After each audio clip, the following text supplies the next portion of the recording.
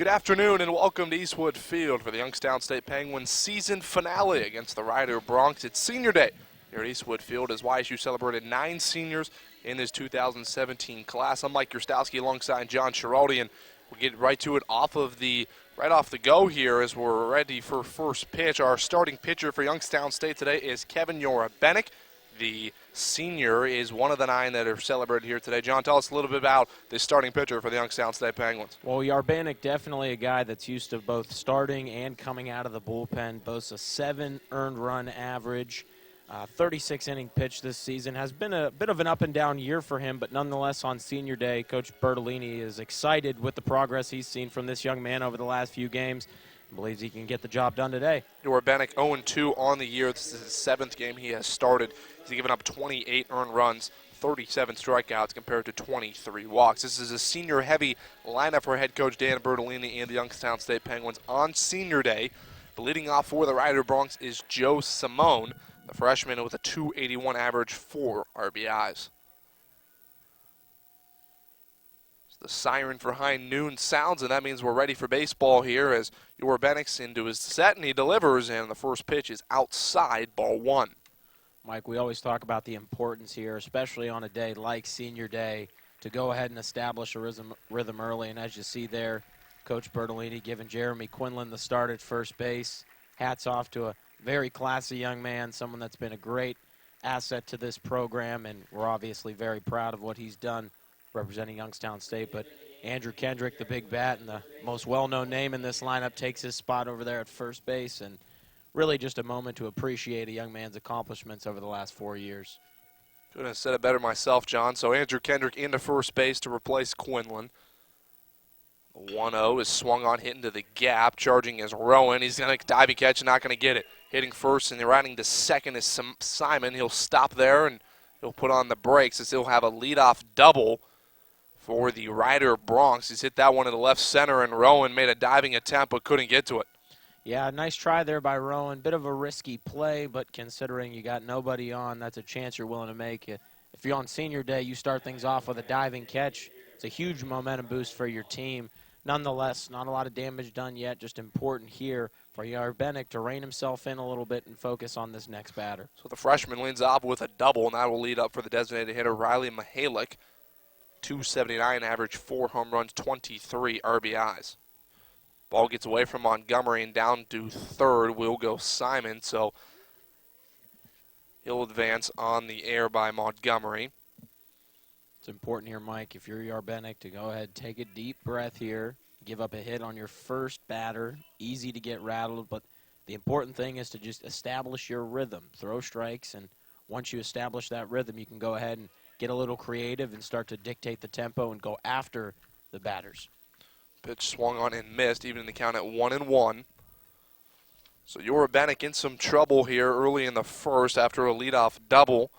And Simon advance on the wild pitch. This ball's hitting to right field, or Curie.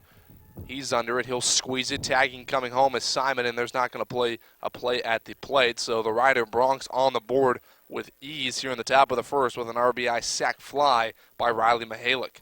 If you're Riley Mihalick, the guy leads the team in runs scored for a reason, and really up in the top 5 in RBIs as well.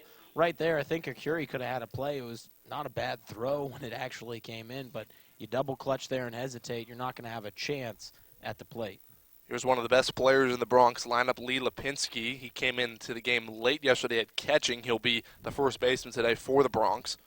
A first pitch curveball in there for a strike. This is game number 3 of a 3-game set between these two teams. The first ever meeting between these two, as the Bronx have taken the first 2 games. Looking for the series sweep today. Yeah, Lipinski sits second on this Rider team in pretty much every major offensive category. It's a guy that was the MVP of the team in 2016.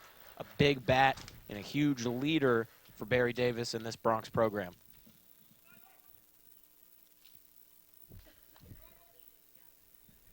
There's the pitch. Swung on, hit fouled on the right field line.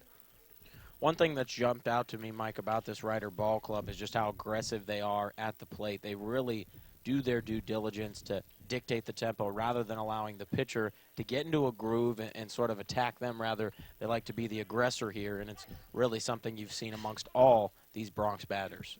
So the 0-2 on Lipinski, outside, 1-2. Youra Bennett give up a leadoff double. Simon reached third, and then a sac fly by Mihalick brought him in. 1-2 swung on and missed, and Lipinski's down on strikes. A good curveball by Youra Bennett.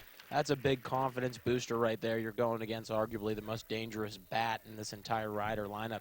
Get a strikeout here in inning 1 on senior day. It's got to be a huge confidence booster for the right-hander. There's the left fielder Tyler Kaser, 288 average, 6 home runs, 33 runs driven in.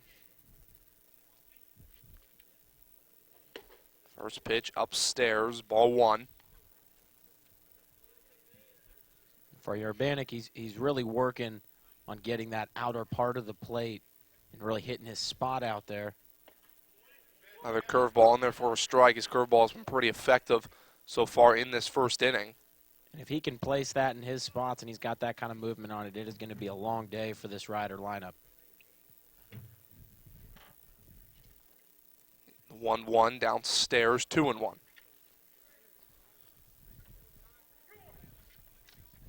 Rider won game 1 on Thursday, 6-2, and then came back in front of Kids Day. Over 4,000 kids were here yesterday, an 11 a.m. start at Eastwood Field. They took that game 6-0. John Yoakum was phenomenal for the Bronx on the mound. 2-1 downstairs, now 3-1, so Kaiser ahead in the count, trying to look for something he can square up. Another thing that's really jumped out, in addition to being aggressive, has not been over the top by these Bronx hitters. They're staying within themselves right there as you see him draw the walk. They're really, despite being aggressive and really dictating that tempo, they're not chasing anything and really not falling for any of those pitches outside the zone that might look a little sweeter than they actually are.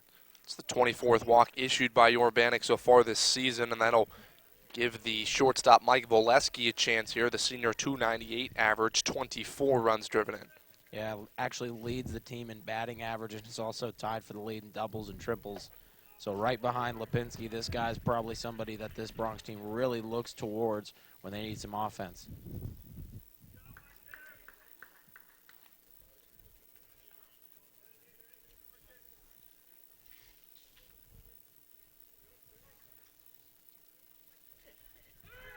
Off and running and fouled at the plate, so back to first will go Kaiser, now 0-2 on Voleski. Voleski had a pretty good day yesterday. He was 4 for 5, had 2 singles, 2 doubles, and scored 2 runs, also had a couple of RBIs. So this was a bat in the Rider lineup who was very prominent yesterday in that 6-0 win. Just really in a groove. Mike saw the ball well. There's that old expression, it looked like a beach ball to him yesterday, and he really was making plays every time he stepped up to the dish. Montgomery with a nice block at the plate. 1-2 now. Don't be surprised if you see Kaiser off and running here again. We've mentioned it before, this YSU team, one of their big Achilles heels has been the fact that they have given up the most stolen bases in the Horizon League, just behind Wright State. So a team that a lot of people have had success stealing on. Voleski's down on strike, so the stolen base attempt was negated, and we'll move to the bottom half of the first inning where the Bronx got a leadoff double and came around to score on a sac fly by Riley Mihalick. We'll move to the bottom of the first. The Bronx up 1-0.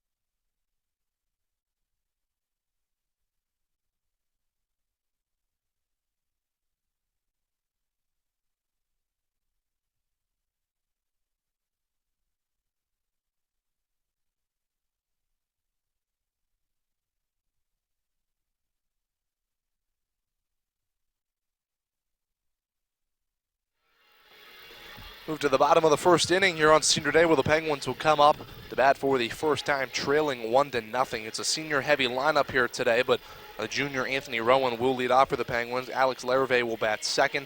Lorenzo Arcuri will bat third. Andrew Kendrick, who replaced Jeremy Quinlan at first base after the first pitch, will bat cleanup. Nico Padovin fifth. Trey Bright is sixth. Webb Charles seventh. Tanner Montgomery, the freshman catcher, will bat eighth. And Kyle Banyo, the designated hitter, will round out the starting nine. On the mound for the Bronx is left-handed pitcher Pete Zaporski, the freshman with a 7.14 ERA, 2-4 record. This is his 12th game he has started.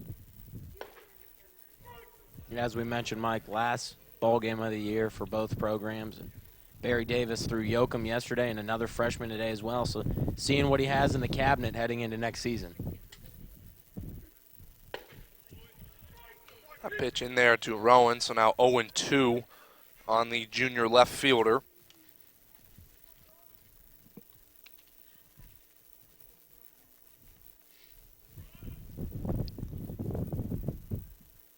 Swung on and fouled at the plate. Rowan stays alive. Zaporski, 3 straight fastballs to begin this at-bat to Rowan. Interested to see here, Mike, if he stays with the heat and tries to jam Rowan inside, or maybe works away with an off-speed pitch here and tries to get him out of the zone. 0-2, changed some speed off of it, and Rowan caught looking, so he's down on strikes, and that's Zaporski's first strikeout of the afternoon, his 34th on the season. That's a tough call right there, right on the outer part of the plate. A great job by McAllister in framing the pitch.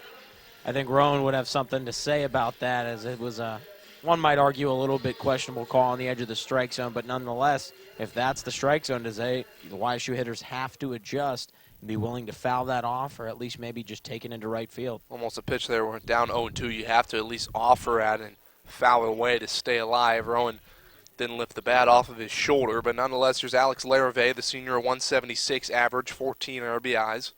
And you see Zaporski came right back to that spot and got the same call again. So if that's in the zone, you're going to have to adjust as a YSU hitter. That pitch outside of it, 1-1.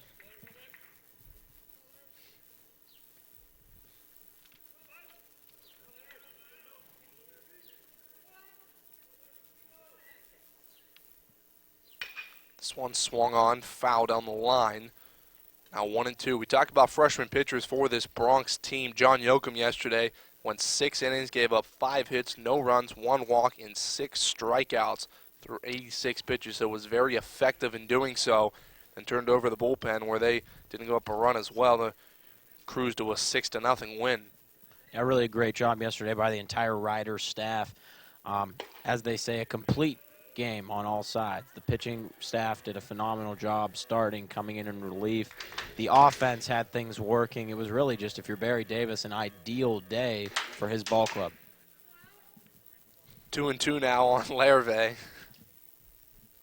This one swung on into right field, charging is Mayberry. He'll be under it to make the catch, so 2 up, 2 down here in the first for YSU.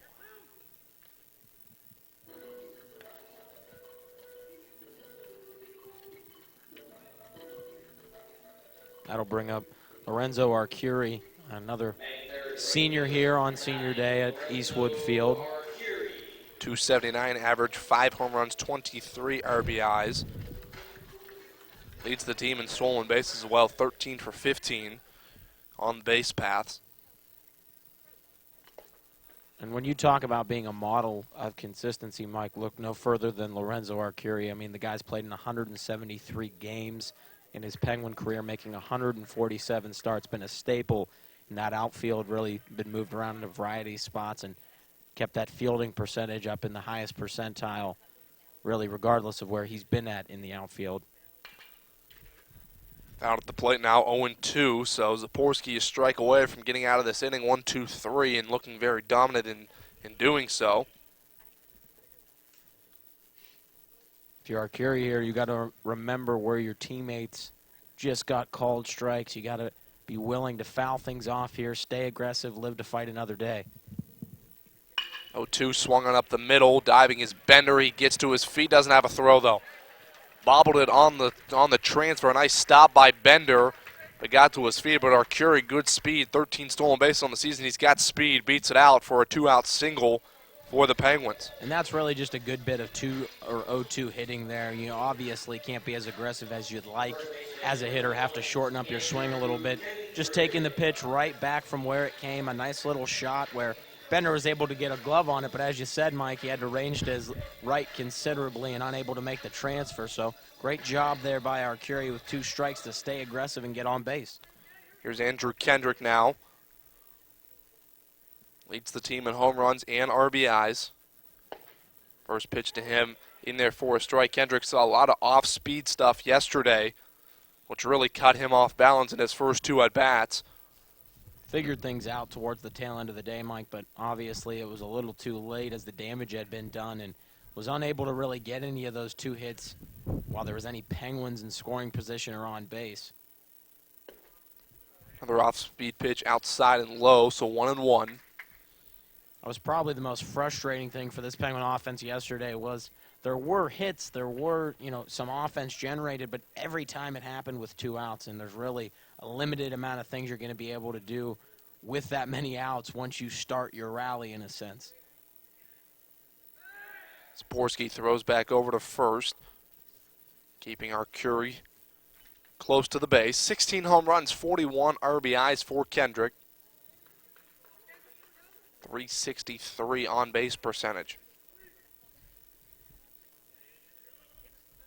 Arcuri with a decent lead at first. See if he's off and running on the pitch. Saporski will throw back, and they almost got him as Arcuri was caught in the middle. Saporski was going to come to first or deliver home, and Arcuri was frozen up a little bit but got back safely. Nice move there by Saporski. Always got to be on alert when you have a lefty on the mound and you're standing over there at first base. This time he delivers, and this ball swung on rope down the left field line, but foul. We saw yesterday the lefties are very effective at throwing to first, as the starter yesterday for Youngstown State, Colin Floyd, picked off 2 Broncs with that. He was a lefty pitcher as well with that pickoff move to first. The one main difference I would say between Floyd and what we just saw from Saporski was Floyd's ability to make his throw over, shall I say, a little more deceiving. You notice there, Saporski's got a pretty high leg kick. When he's delivering to home, it does go considerably higher. So if you're Dan Bertolini or Josh Merrigan there in the Penguin dugout, I would be telling my base runners, watch that front leg and watch the level of that kick. It's a good indicator of if he's actually going to deliver home. This time he comes home outside, now 2-2. Definitely is a difference in that leg kick from when he's coming home or throwing to first. In a sport like baseball, really the devil's in the details, and the difference between successful teams and teams that win ball games, especially close ones, is when they can pick up on these small nuances within the game. Here's the 2-2. Off speed and outside, now 3-2, so Kendrick works the count full. And Arcuri will be off on the pitch with a full count and 2 outs. Mike, what's perhaps most impressive about Kendrick is, in addition to being a big bat, leading his team in home runs, sitting 4th in the conference in home runs, he's a patient hitter and really doesn't have the high strikeout numbers that you see from a majority of power hitters. See if Kendrick can shoot one in the gap here with Arcuri off on the pitch to try to get him home. Here's the 3-2. Swung on, lifted a mile into the air, charging hard as Mayberry. Calling him off, and it drops. Arcuri's going to hit third, coming home to score, and he will. Miscommunication by Bender, the second baseman, and Mayberry, the right fielder, as that's got to be Mayberry's ball coming in from right, and looked like Bender called him off the last second and had to try to make an over-the-shoulder catch and couldn't do so. And that ball falls on the outfield, and Arcuri was off on the pitch, John, and he comes around to score. And I think that's what Barry Davis is most upset about there in the Ryder dugout. That is clearly the right fielder's call, a much easier catch for him ranging in. And if you're the second baseman there in Jake Bender, you're really forced to try and make a Willie Mays-type catch over your shoulder. Just a difficult play. And if you're the right fielder there in Dalton Mayberry, I understand being a freshman and an underclassman, might not feel you have the seniority to maybe call someone off, but you got to make that call, and I think that's Barry Davis's point. A frustrating error there, just lack of communication by the Broncs. They're going to give Kendrick a hit, so that's a double and an RBI for the first baseman, and Arcuri gets a run scored, and you said it, John, just miscommunication by Mayberry and Bender. Could have been out of the inning if Mayberry, coming hard, has much easier play, has to call him off, but didn't do so. Nonetheless, Nico Padavin up here for the Penguins with 2 outs. This one swung on down the right field line, foul. And the Penguins' offense already looking sharper than it did yesterday. I mean, granted, that situation, you can chalk that one up to maybe more so Ryder error, as it were, despite it being scored as a hit. But if you're YSU, you take what you can get, and you hope that this leads to a little bit more fluidity and a little bit more of a rhythm and maybe more consistent run production here over the next 9 innings.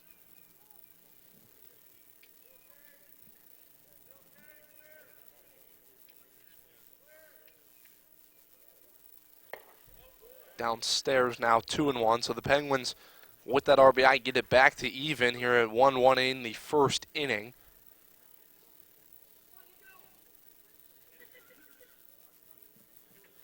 Padavin, another senior, 284 average, 24 runs driven in, and trying to bring in his teammate Andrew Kendrick, who stands on second. There's the pitch. Inside again, but called strike. Nice spot by Zaporski. Evening the count at 2-2. If you're Saporski here, you got to just stay focused and locked in on the batter. You really got to chalk up that run to just a miscommunication on your part. Can't let it bother you or linger in your head. 2-2. Curveball upstairs now. Full count on Padavin. I think McAllister disagreed with the umpire right there. Leaving that pitch there a couple extra seconds or whatnot, getting in your 2 cents, as it were. Just trying to make his case. You always flirt with a fine line right there of making your case and running the risk of disrespecting the umpire to the point where he makes your life a little more difficult on the day. Absolutely. Here's the 3-2. Swung on, hit the third baseman, Estevez. He'll throw over to first and retire Padavin, but not before Kendrick hits a 2-out double to bring home Lorenzo Arcuri. We'll move to the second inning. We're tied up at 1 here at Eastwood Field on Senior Day.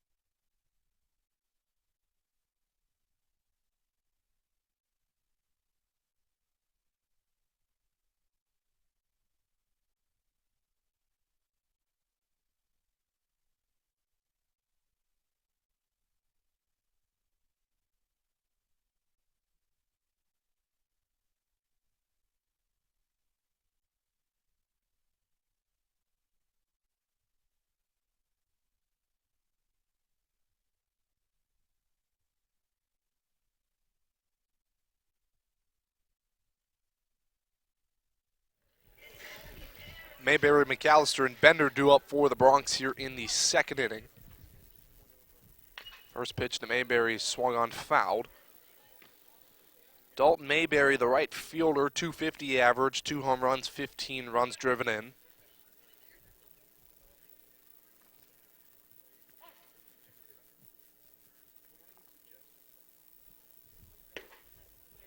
Outside, 1-1. Mayberry trying to get on base here, make up for that play he should have made in the bottom of the first inning, which let the Penguins get on the board. See if he can do so. Curveball on the outside part of the plate. Strike 2. A nice pitch by Urbanek. And despite that being his play and really somebody he should call off, especially being a senior, it's funny how many oftentimes the outfielders just, let the infielders rather dictate the call. And it's obviously going to be their fault, or at least that's what you would rather chalk it up to instead of saying it's your fault. 2-2 on the right fielder.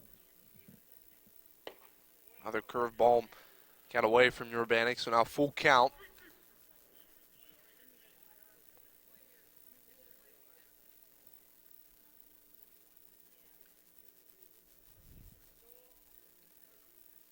Here's the 3-2.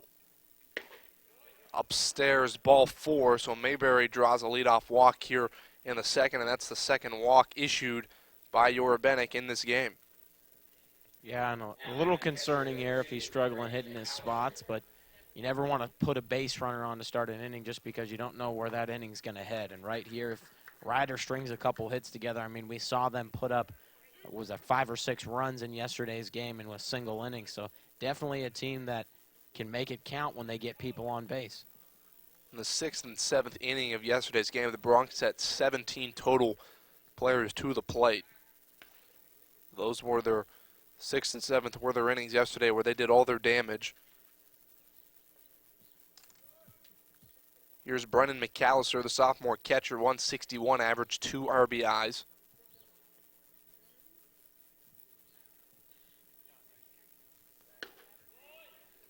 Outside, Yorubenik trying to find the strike zone, has been a little bit outside on the first 2 left-handed batters here in the second. Yeah, and McAllister staying patient here, trying to make the senior Yorubenik work. You never want to help out a guy that's as prolific as a strikeout artist as Yorubenik can be. 37 strikeouts and 36 innings in 2017.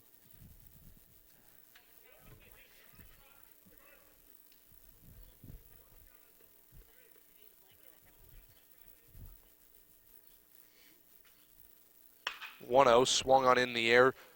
Back to the warning track almost is the left fielder Rowan, who squeezes it and makes the catch. And back to first goes Mayberry. So McAllister out on a long fly out to left field.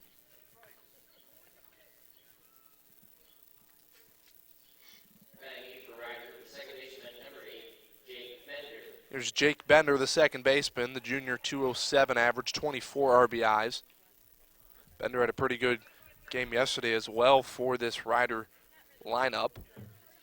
Yeah, the junior out of Ellicott City was a big bat yesterday and has really been somebody all season long Barry Davis has looked to be one of those contributors that you really need to anchor the lower part of your batting order and make yourself a more dangerous lineup top to bottom.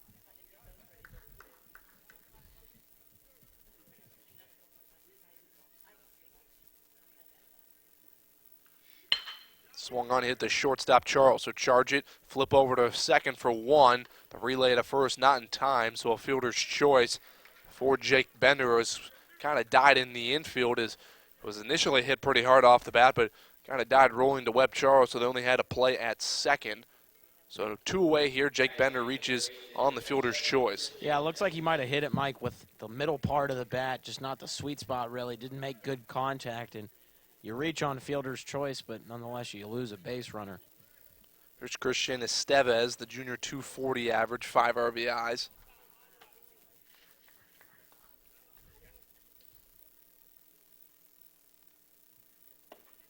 Curveball in there for a strike. Really, when Yorubenik's had his curveball working, get over the plate for a strike, it's been pretty nasty so far in this game.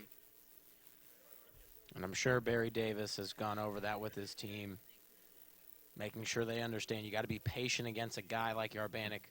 Can really make hitters chase. Hit on the ground a second. Larri will field to take his time and throw over to Andrew Kendrick to retire the side. So a nice inning by Yorubenik to come back after giving up 1 in the first. He puts up a 0 in the second inning. We'll go to the bottom of the second inning where it's Brightest, Charles, and Montgomery due up for the Penguins.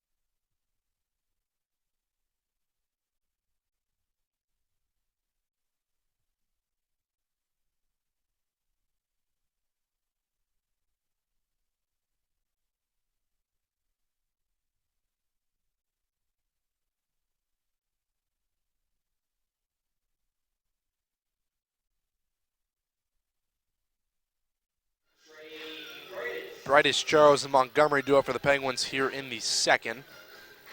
1-1 is the score as Trey Brightis will step up. 272 average, 7 home runs, 28 RBIs. First pitch outside, ball 1. Brightis has been a victim of the strikeout so far this year, 63 strikeouts compared to only 16 walks. So definitely is one that goes down swinging, no doubt about that. Well, and as a junior, I'm sure Brightis, his philosophy has really been to be aggressive, but at times that has proven to be his biggest Achilles heel. Like you said, Mike, those strikeout numbers are something Bertolini would like to see lowered, I believe, in 2018, as any coach would. But nonetheless, an aggressive hitter who, when he does make contact, really can make some exciting things happen for this Penguin ball club. 1-1 on Brightis here in the second. Saporski into his motion. Here's the pitch. Off speed, hitting the center field. Simon's under it, squeezes in. Brightis is retired.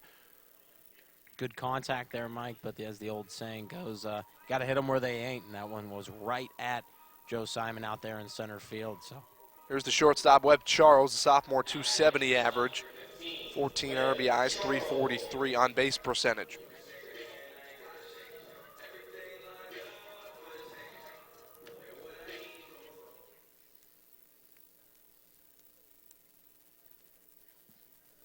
it's a great walkout song right there, Mike.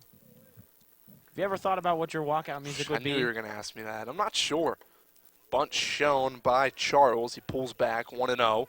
Boy, that's a good question. Give me something here. What would your walkout music be? See, I'm on the verge of picking something that would make people laugh, but also then people wouldn't take me seriously. Oh, no, I know what mine would be. All right, well, give me an idea. I'm going DMX, where the hood at, setting the tone right when I'm walking up to the plate. And for those listening, it's da hood. Go look at the spelling of the song. I'm not just saying that. It's where DA hood at. That would definitely be my music, Mike. Wow. Because in this situation, I'm like a very dangerous home run hitter and not the putrid hitter that I was all throughout Little League. So, you've really changed, huh? Oh yeah, I've really thought about this in detail. If I was a good baseball player, I'm gonna have to get back to you on that one. My walk-up song. You know, the old saying goes, "Those who cannot do teach, and those who can't do or teach talk about it." So that's why I'm sitting here in the broadcast. That's right. 1-2, outside part of the plate, 2-2. And walk-up music, that's going to be, I'm going to have to think about this. I feel like you're over-rotating on this. It's got to be a gut reaction. What do you feel in the gut?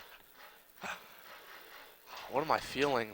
What I'm feeling is Love Shack by the B-52s, but I think that Can I take a stab in the dark here for you on the I played that music? song on the way here today, so that's the only reason it's been in my head. I could see you coming out to The Climb by Miley Cyrus. Huh. Would not have picked that one. 2-2 inside, now full count on Charles. Not many could make it work, but I'm confident you could pull it off, I Mike. appreciate that. The Climb. That was a good song. Or, ooh, Eve, Let Me Blow Your Mind. That's a good walkout music as well. That would work. This one swung on into the gap. This is going to get down.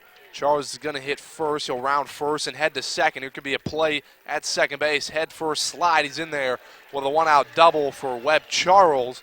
Nice piece of hitting there on the full count pitch from the shortstop. It's got to be the music, Mike. In a groove, and he's standing on second now. See how just important walkout music can be? Absolutely. Get your mind right. You know this freshman's walk-up song? I'm not familiar, and I'm not getting good vibes from it, I got to be honest. Well, let's see if Dana Montgomery can change that. The freshman catcher, 143 average. See if he can prove you wrong with Webb Charles in scoring position here with one out in the second.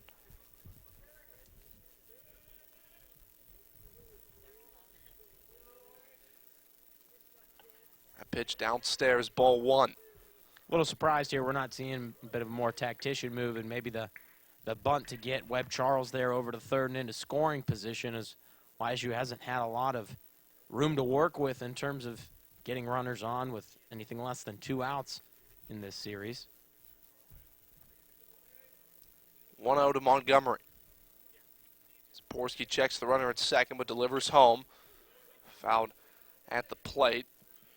1-1. If you're Brennan McAllister, that one will wake you up a little bit. You take one straight to the mask. Saporski, after starting off strong, he really just has not gotten back into that groove that we saw him in really relatively for only a few batters there in the early going of this one. John, how about Not Afraid by Eminem for my walk-up song? I feel like that's overdone, Mike. I feel like I hear that by a lot of people. I need to pick something All a right, little more off the beaten path. Way to shoot that one down. Just being honest. Appreciate the sport.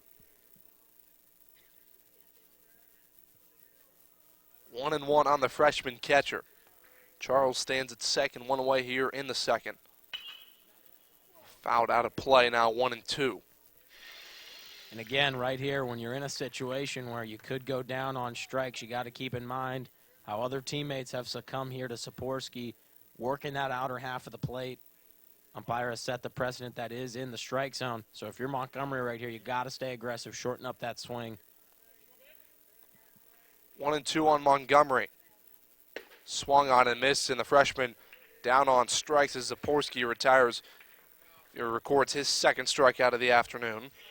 Great pitch right there by Saporski. That's really a breaking ball we had seen him throw on the outer part of the plate for the majority, but that time really started that pitch dead center, and then it ran in on Montgomery. Just not able to get around, and I think a little out in front on that one.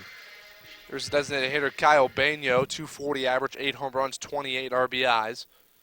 See if he has some two-out magic in him to try to get Charles home, who stands on second after a one-out double.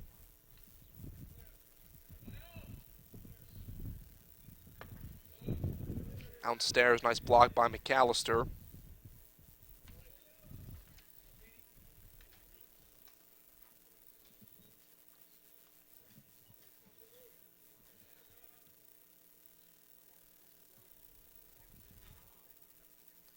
Saporski taking his time to get the sign.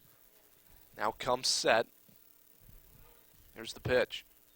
Swung on and missed, and blew a fastball by Baino across the plate. Just Kyle Baino took his head off of it a little bit and missed it now 1-1.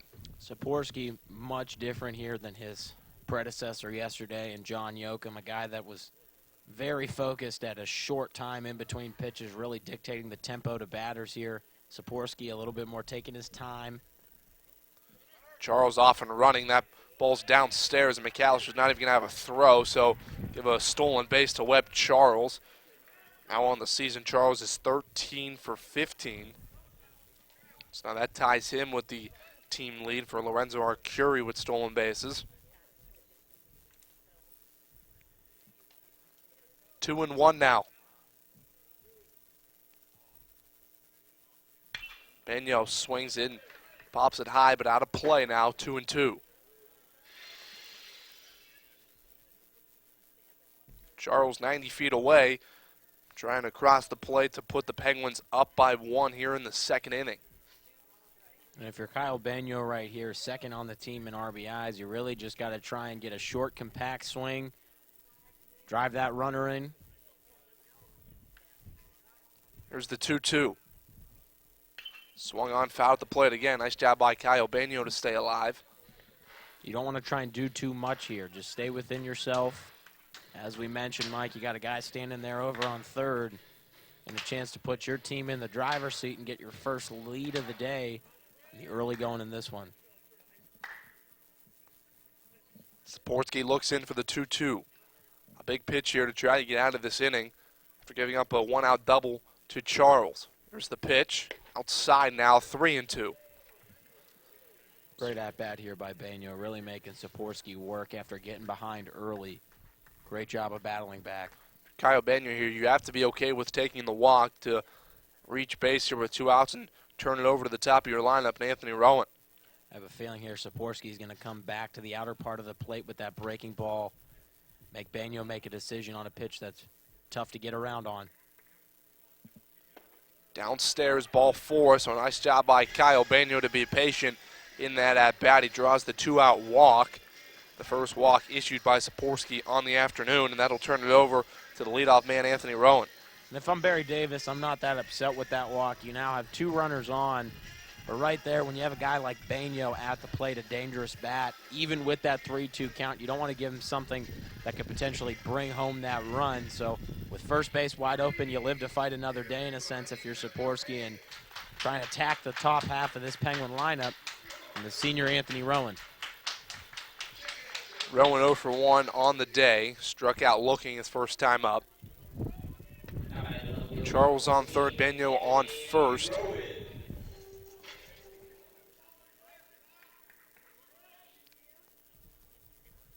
Saporski taking his time, checks the runner at third. Comes set, throws back over to first. Nothing doing. Interesting note about Rowan, actually a redshirt junior who's electing to forego his final year of eligibility to begin that professional career as an engineer. A lot of respect for this young man. His work in the classroom. Pitch swung on in the gap. This is going to get down. Nice stop, though, by Valesky. He'll throw to second. Bang, bang play. Got him. Boy, I thought that ball was going to be in the hole, and Valesky ranged to his right, made a diving stop, and threw to second to get out Benyo. So the Bronx get out of the inning, and you have to think Saporski's got to go thank his shortstop for saving a run, and we're tied up at 1.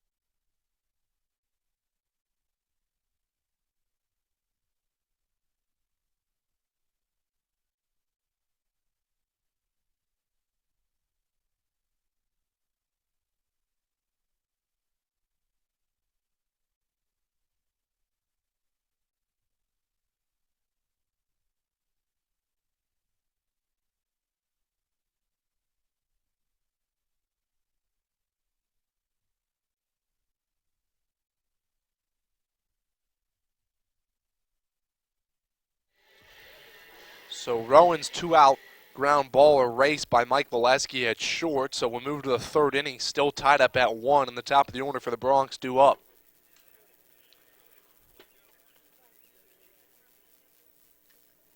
Joe Simon hit a double and scored a run his first time up. Bonchon pulls it back now and 2-0. Really has been 2 tough first at-bats for Anthony Rowan. Struck out looking on a questionable call his first time up and then got robbed by Valesky, who was deep in the hole. Would have had an RBI and gave the Penguins the lead. This one lifted in the air. Padovan will go after it, but then give way as that one will reach the bleachers. Yeah, in baseball, Mike, you know as well as I, can be perhaps the most maddening of any sport.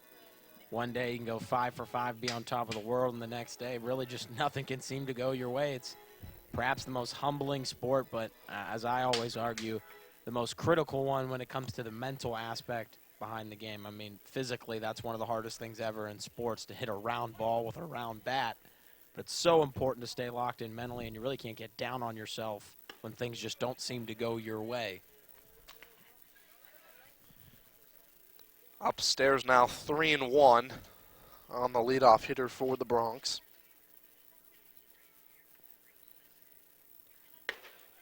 Upstairs an outside ball 4, so Simon will take a walk, his third walk issued by Yoram Bennick this afternoon, and Bronx have their leadoff man aboard again.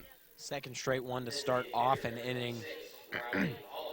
Didn't come back to bite them in the last inning, but you keep walking runners on to start innings, you're just giving teams an automatic advantage to start their offensive assault. There's Riley Mihalick had a sac fly. Drove in Simon in the first. Montgomery throws back. Kendrick gets by him. Going to second is Simon. He's going to round it, and he's going to come to third base, and there's not going to be a throw. That'll be close to it, and Simon's upstanding as Tanner Montgomery tried to throw behind Simon at first and skipped it in there, and Kendrick couldn't get to it, and another error on the catcher, and that'll put Simon on third base with no outs. And that's just an inexcusable play there if you're YSU. you walk a guy to start the inning, and then you go ahead and let him parade around the bases to third. Now he's in scoring position, no outs. Really just shooting yourself in the foot in a sense. Here's the 1-0 in there for a strike. It's kind of the same thing that happened in the first inning with Ryder's leadoff man. Simon hit a double to lead off the game, and then a wild pitch error by the pitcher and catcher advanced him to third, and then Mihalick drove him in with a sac fly, so he has an opportunity to do that again here in the third inning.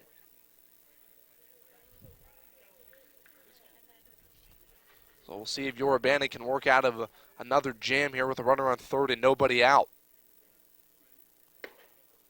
Outside now, 3-1.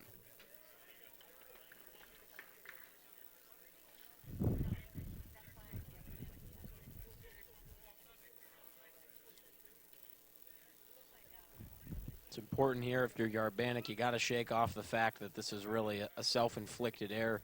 Focus on the batter and make sure this doesn't turn into a Ryder offensive parade that we saw similar to yesterday. Troubling start here, concerning if you're Josh Merrigan, and pitching coach for YSU is heading out there to have a talk here with his senior. So 2 straight walks issued by Yorubanek to begin this third inning. So the Bronx now have runners on first and third, nobody out, with arguably their best hitter coming to the plate. And despite these 2 walks here, really I don't think enough's been said for the change Yorubanek has had to make here, and really his role and his approach this season. You look at a guy that was voted to the all-freshman team for the Horizon League in 2014 as I said, in his first year here with the program. Had an injury-shortened sophomore season, but through those first 2 years, this is a guy that was the closer for the Penguins, and obviously a much different role starting than coming in from the bullpen, let alone being the guy that's supposed to slam the door shut and get you those victories late in games. So very different approach here if you're Yorubanek, and it's tough, Mike, you know as well as I, to change your mindset here and maybe your approach. Much different when you're a starter versus coming out of the bullpen. Here's Allie Lipinski, .293 average, 4 home runs, 27 RBIs. He's got a chance here to do some damage with runners on first and third and nobody out here in the third for the Bronx.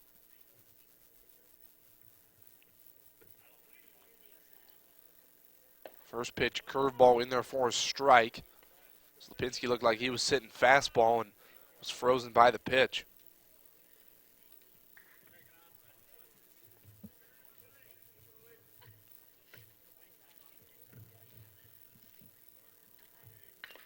Out at the plate now, 0-2, so nice job by Yorubanek to get ahead in the count now.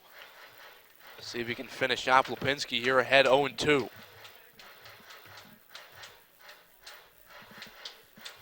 Looking for strikeout stuff from your pitcher right now, and Yorubanek does have 37 punch-outs on the season.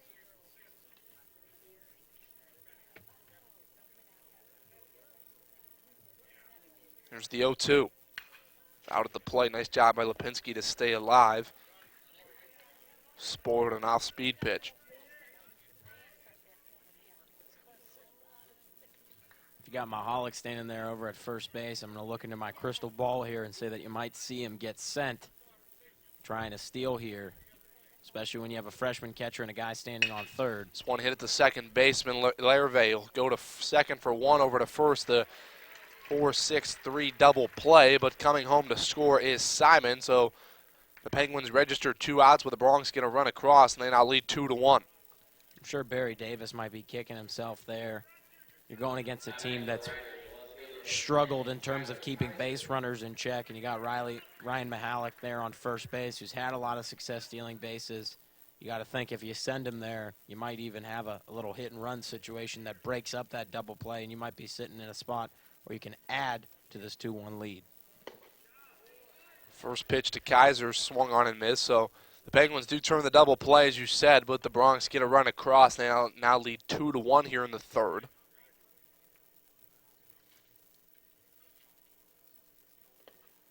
That one skips in, 1-1.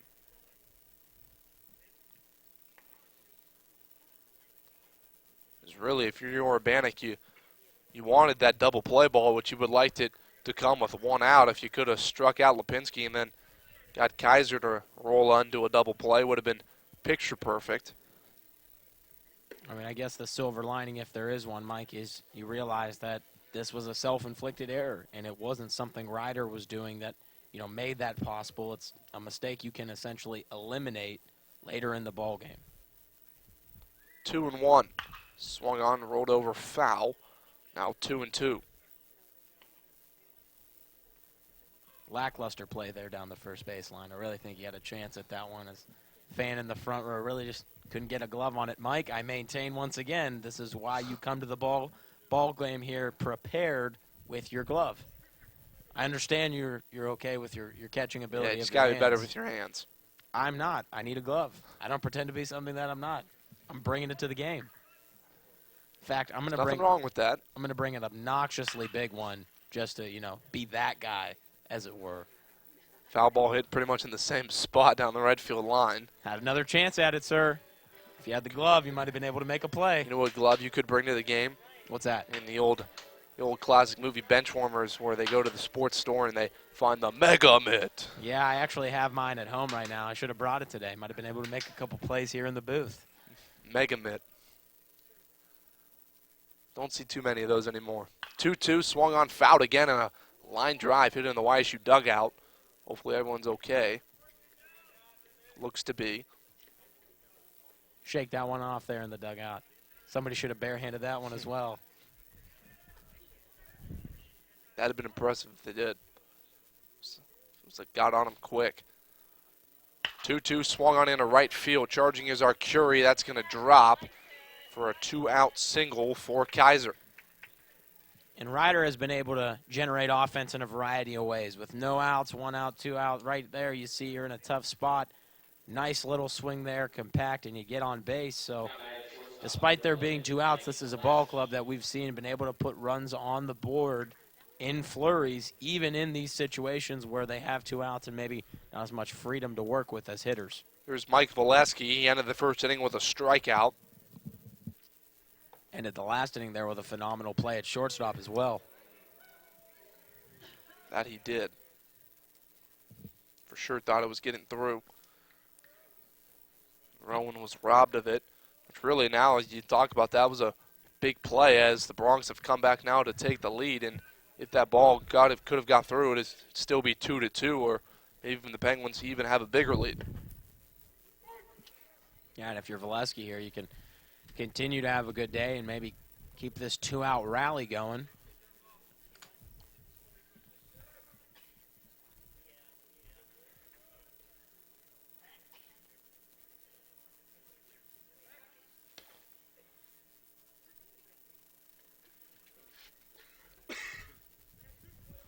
Oh, 0-1 on the shortstop here with 2 outs in the third.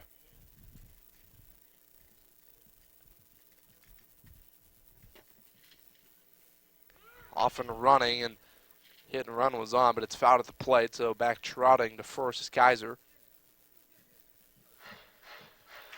Don't be surprised if you see Kaiser here off and running again one more time. You got a freshman catcher there, and I'm sure Barry Davis would like to test him and see just what kind of arm Tanner Montgomery is boasting there behind the dish. 0-2 here on Valesky. Urbanek trying to get out of it, only giving up 1. Outside, 1-2.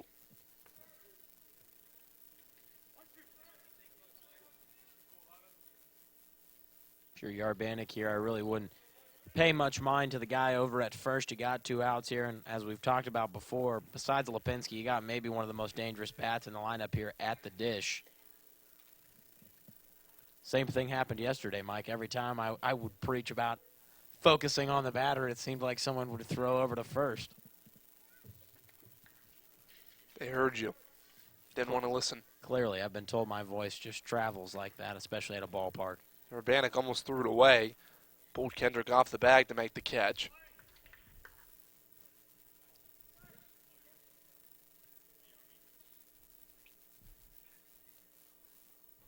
One and two. There's the pitch. Outside. Montgomery throws down, and tagging Kaiser is Larri, and they get the out. It's kind of a delayed steal almost, as Kaiser was off and running very late, and Montgomery threw it down to Larri, was going to cover, tagged him out, and the Penguins are out of the innings. We'll move to the bottom of the third inning with the Penguins trailing 2-1. It's Larri, Arcuri, and Kendrick due up for YSU.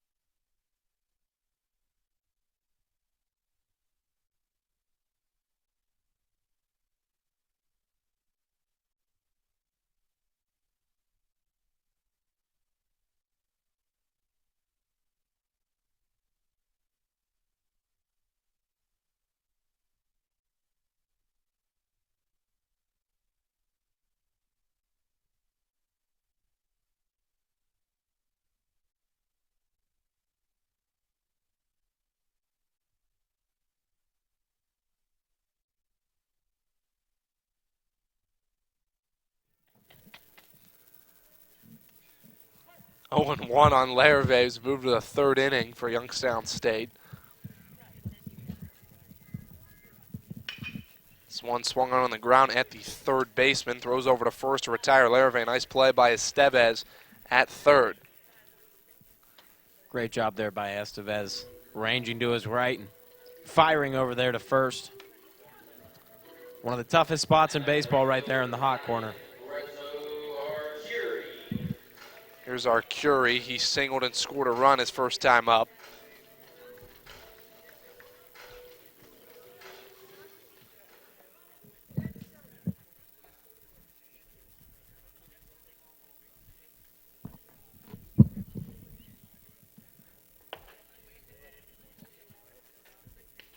Arcuri really the guy that got the Penguins rolling there, get him up on the board. So I know Bertolini would like to see a similar product here. This one fouled out of play, and Arcuri down in the count 0-2. It's one thing as a hitter you really got to try and avoid, and it's something YSU just hasn't been able to do in this series against Rider, and that's getting behind in the count. It seems like they've been battling back in every instance. Inside.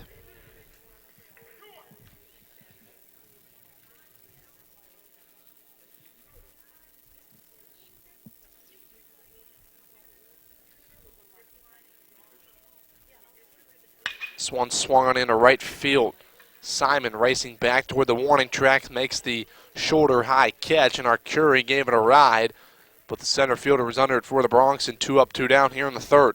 Great contact right there, but Simon able to track it down, but nonetheless a very loud out number 2 for Lorenzo Arcuri. Here's Andrew Kendrick, double and an RBI his first time up.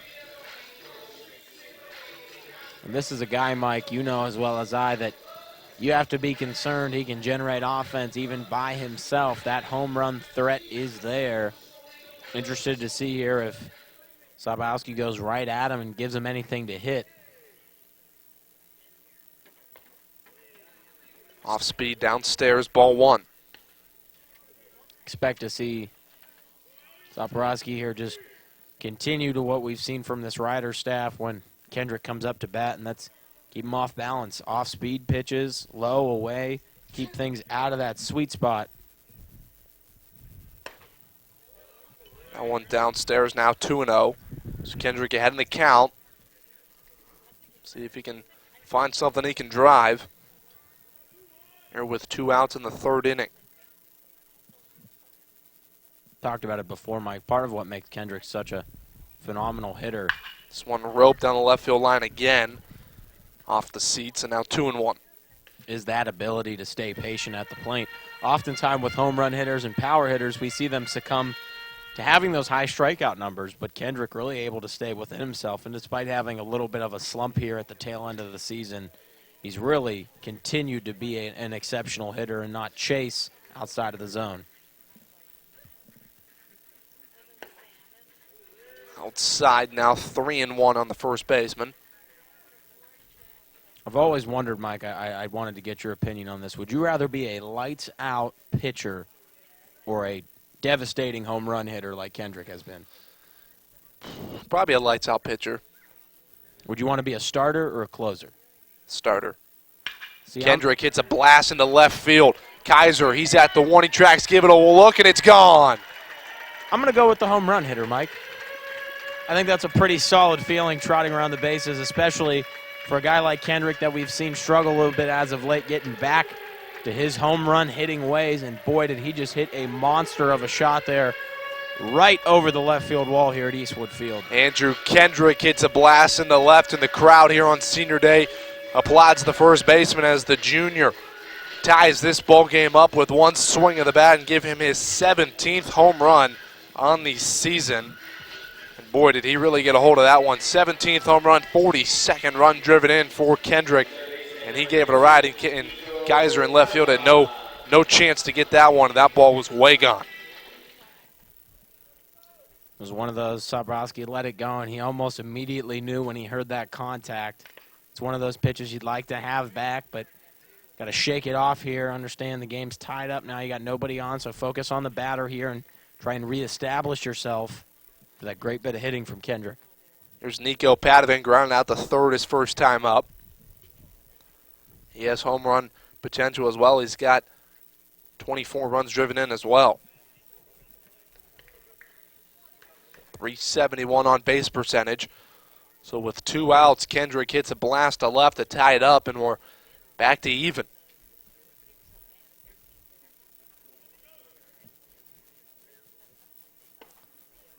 Curveball inside almost hit Padovan, and now 2-1. Yeah, Kendrick, that, as you mentioned, Mike, his 17th homer of the year now puts a little more distance between him and Trey Gans of NKU to lead the Horizon League in home runs hit. Inside part of the plate, strike 2, a nice fastball by Zaporski.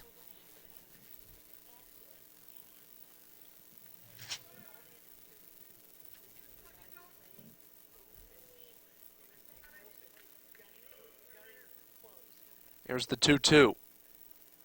Swung on a miss, and Padovan down on strikes, but not for Andrew Kendrick. The big bat in the Penguin lineup ties it up with a solo shot to left. We're tied up at 2. We've played 3 here at Senior Day at Eastwood Field.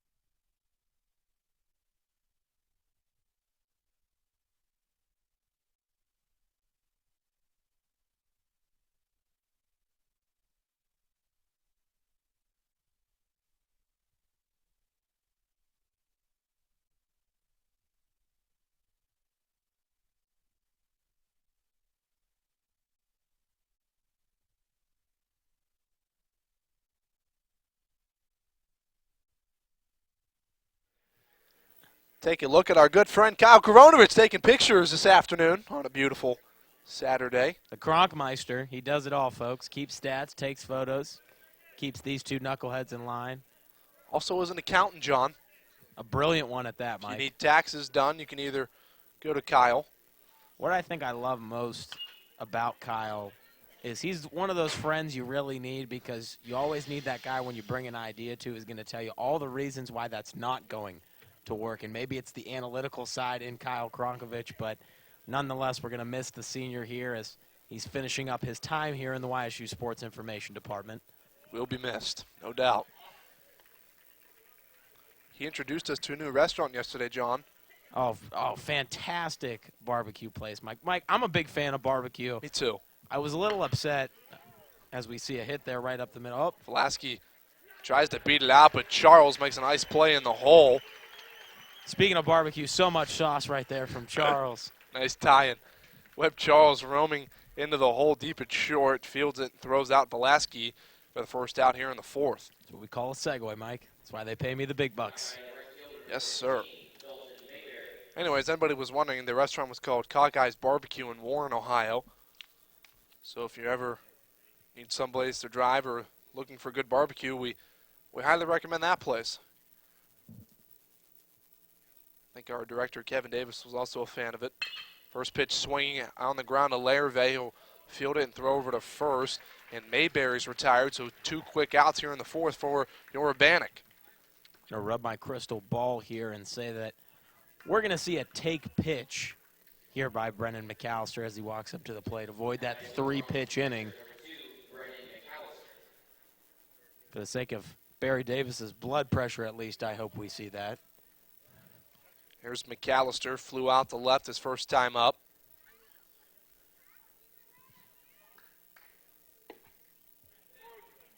First pitch in there for a strike.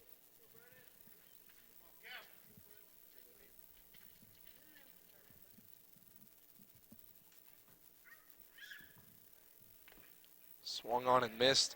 Now 0-2 on McAllister, so Urbanic 1 strike away from having another good inning after giving up a run, and the Penguins offense tying it up. 2 really good plays by Charles and Larri in the infield for the Penguins. I mean, that one in the dirt right there, that's really one of those ones you wish you hadn't swung at, but you're going to try anyways. This one hit on the ground to Charles, so charges it at short, fields it with his glove. On the run, throws it and retires McAllister. A lot of sauce from the shortstop that inning, Mike. Nice play by Charles Francisco, Lindor-esque, and 3 up, 3 down in the fourth. The Penguins coming to bat, trying to take the lead here on Senior Day.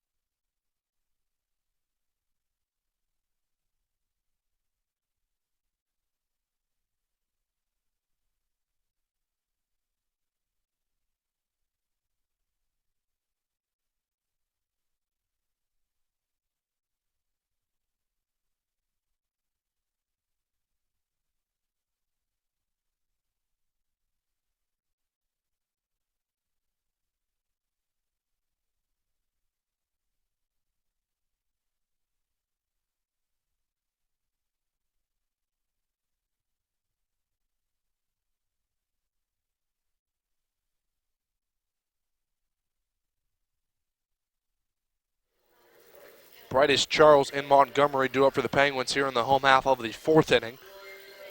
2-2 is our score.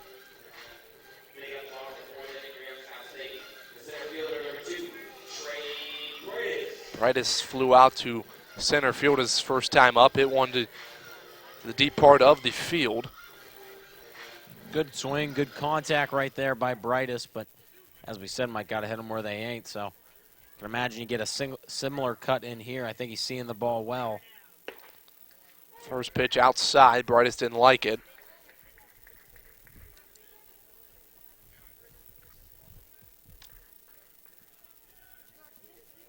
If you're YSU here, something you want to focus on is getting started early in the inning, not essentially putting your back up against the wall and waiting till there's 2 outs on the board to try and generate some offense. 0-1 swung on and missed by Brightest, so Brightest down in the count now 0-2.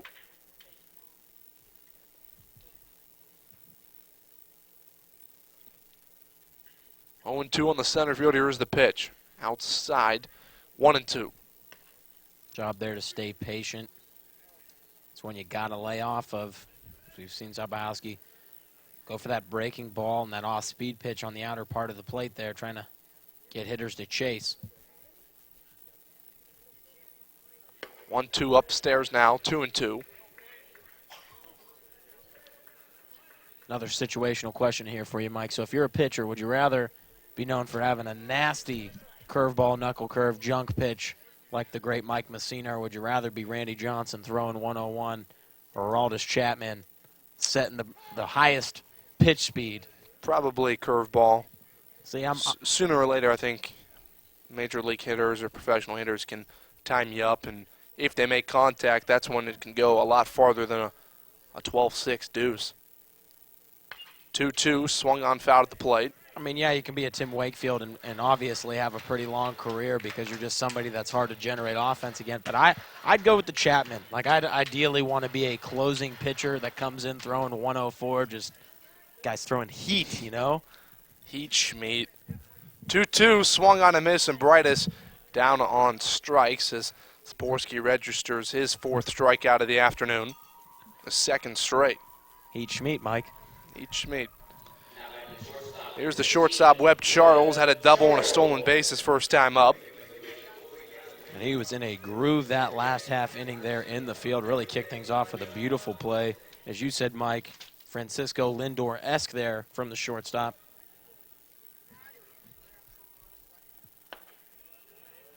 First pitch downstairs, ball 1.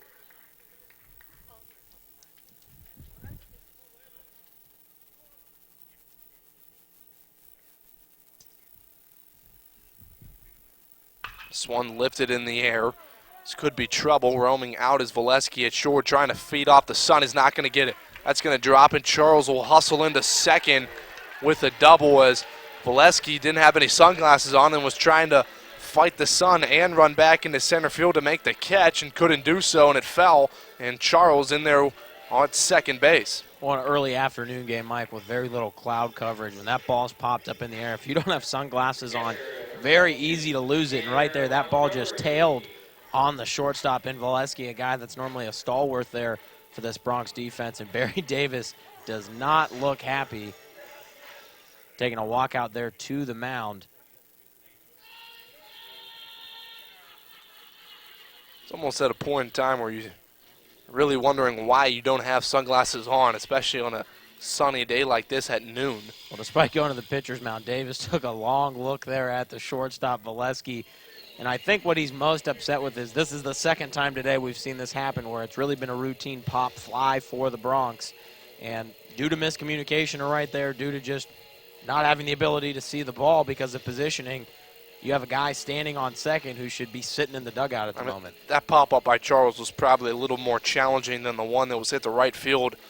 But especially with Valesky, you have to turn and run to it first instead of backpedaling, still trying to fight the sun. It's almost impossible to make that catch. Would have been a long run for Simon in center, but nonetheless, Charles is on second, and the freshman Tanner Montgomery steps up. He struck out his first time up. Nice day behind the dish for Montgomery. He's been active, had a couple of great stops, and gunned out a base runner trying to steal second as well. Montgomery still looking for his first RBI in the season. What a great spot it would be here in the 4th inning. Time called at the plate.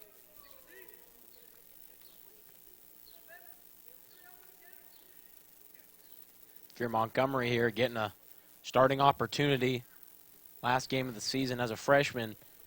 Bertolini's seeing what he has to work with in 2018. And Montgomery, one of the young, promising players for this Penguin ball club.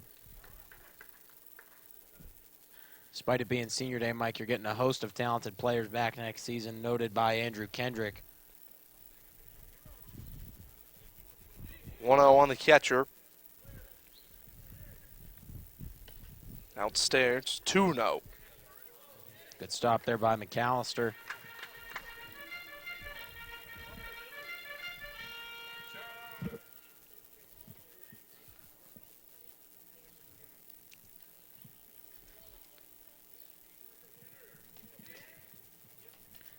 Charles on second, one away here in the fourth, 2-2. Here's the pitch. Swung on, lifted in the air. Giving it a look is Lipinski at first. It'll reach the seats.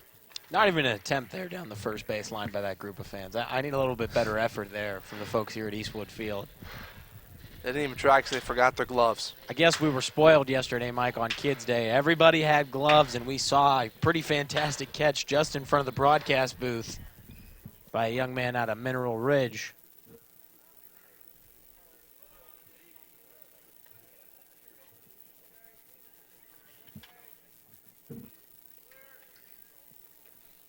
There's the 2-0, and now look back and check the runner at second.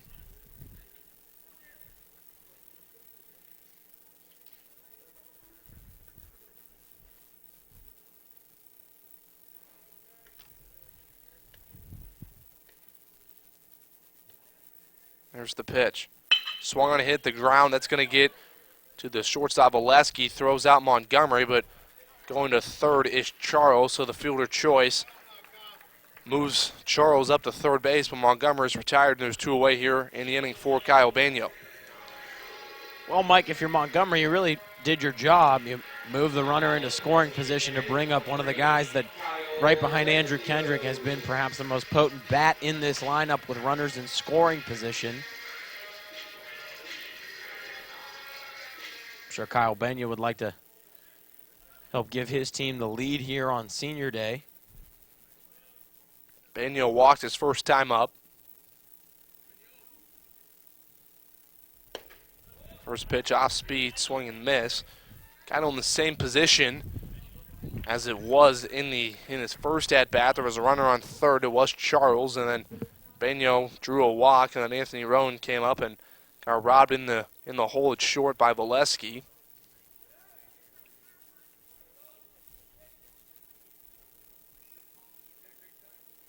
A pitch way outside, 1-1.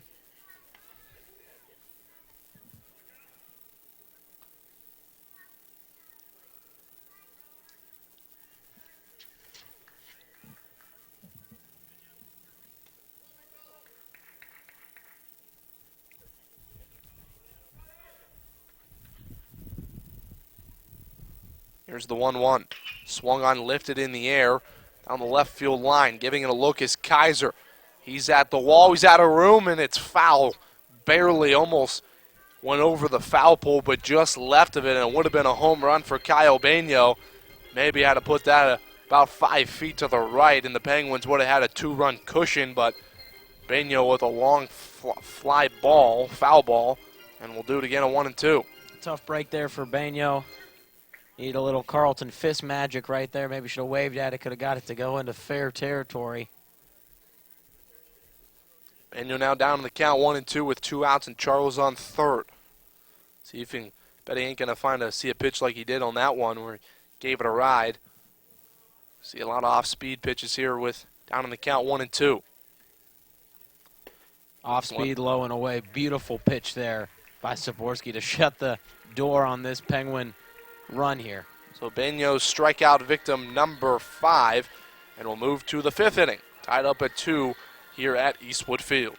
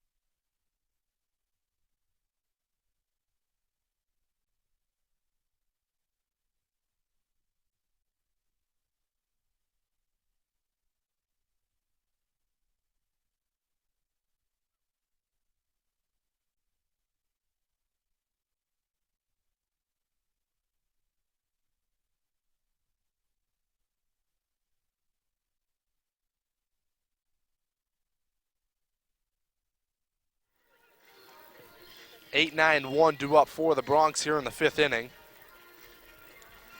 Jake Bender will lead off, grounding to a fielder's choice his first time up.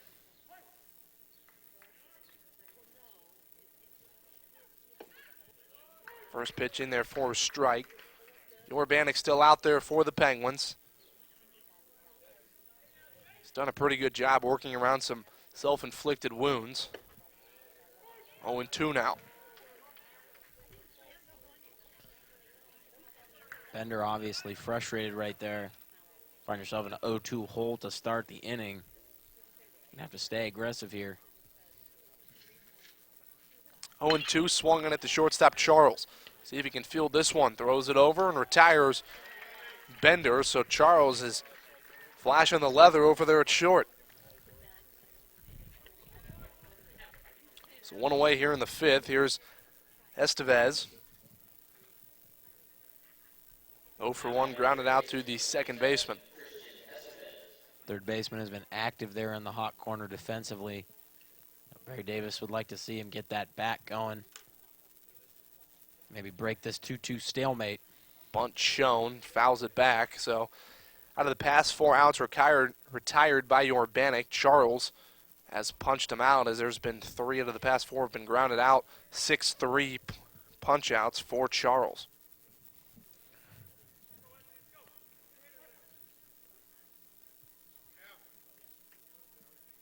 Oh, 1 swung up the middle that hit Urbanic. Charles will get to it but have no play as that ball was scorched back up the middle and actually got a piece of the pitcher. And head coach Dan Bertolini is going to come out to make sure his senior pitcher is okay. Appears to be all right, but nonetheless, Bertolini retreats to the dugout before he even gets to the foul line. Shakes off his coach, tells him he's okay. Always concerning when you see a pitcher take one right there, especially that plant foot. Could always be concerning, but he looks all right, waved his coach off. Looked like it hit him in the backside. But here's the top of the order, and Simon, he's 1 for 1 on the day with a double and walked and scored a run his last time up. So the 2 runs that have come across for the Bronx have been in virtue of their center fielder. Right there, I think Charles might have had a shot at that ball despite it being hit in the gap. If that doesn't make contact with Urbanic's ankle, I think he might have had a shot there at gunning him down at first. Curveball downstairs.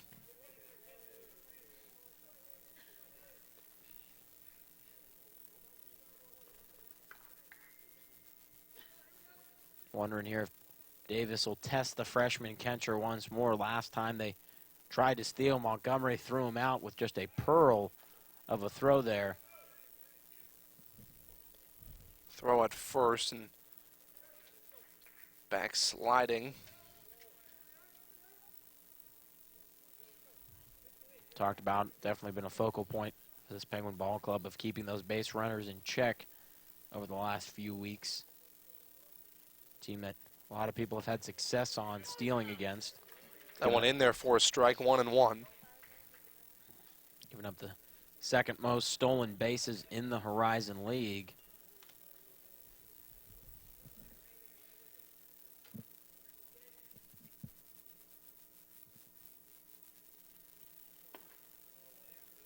Downstairs and outside, 2-1.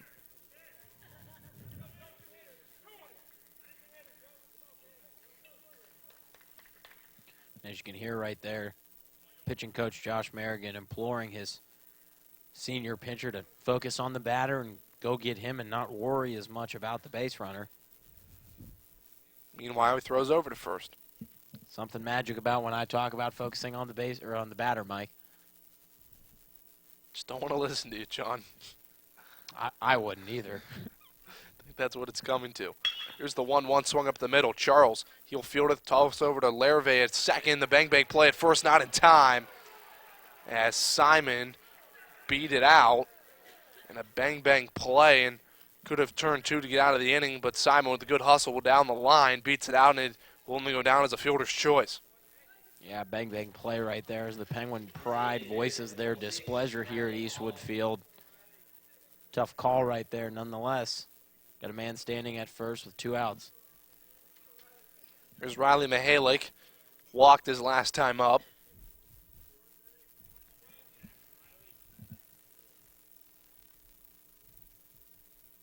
This one swung on and caught by Urbanek.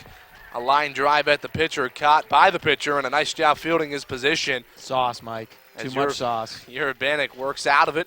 We'll move to the bottom of the 5th inning where it's the top of the lineup due up for the Penguins. We're tied up at 2.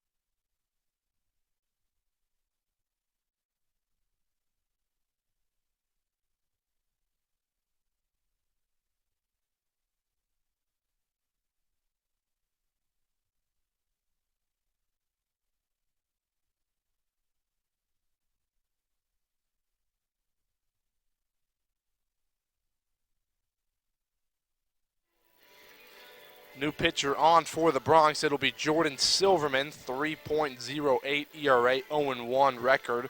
This is his 20th game he's appeared in, all in relief. He's thrown 26 in the 3rd innings, given up only 9 runs, has struck out 24 and walked 10. Yeah, the sophomore out of Holland, PA. He's a 2-year letter winner at Council Rock High School. Hasn't seen a ton of action here in his short, brief collegiate career, rather. Appeared in just 9 games in that freshman campaign, and as Mike, you just said it, not a ton of action in his sophomore campaign either. Nonetheless, he's getting a good test today. So we'll see how the Penguins adapt to this pitcher. Silverman does have a little bit of a sidearm delivery.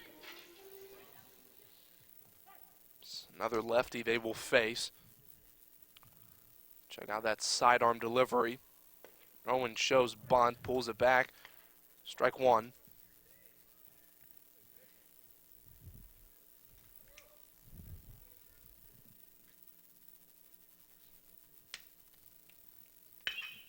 This one swung on down a left field line. Kaiser races towards the pole and makes the catch. Senior Anthony Rowan just can't catch a break today, Mike. A couple of good swings, some really good and solid contact, but nonetheless, he's been hitting it right at the Rider defenders, and I think that's what he was just joking about with the first base coach. That's baseball for you. Has a tendency to perhaps at times be the most maddening of any of the major sports. I think we will have some defensive shifts for the Rider Bronx, as I believe Lipinski has moved to catcher. I believe Bender has moved over to first base. We'll try to get the number of the second baseman. Here's Larri, grounded out to third his last time up. This one swung on, lifted in the air. Bender will give it a look and watch it fall about 5 rows up.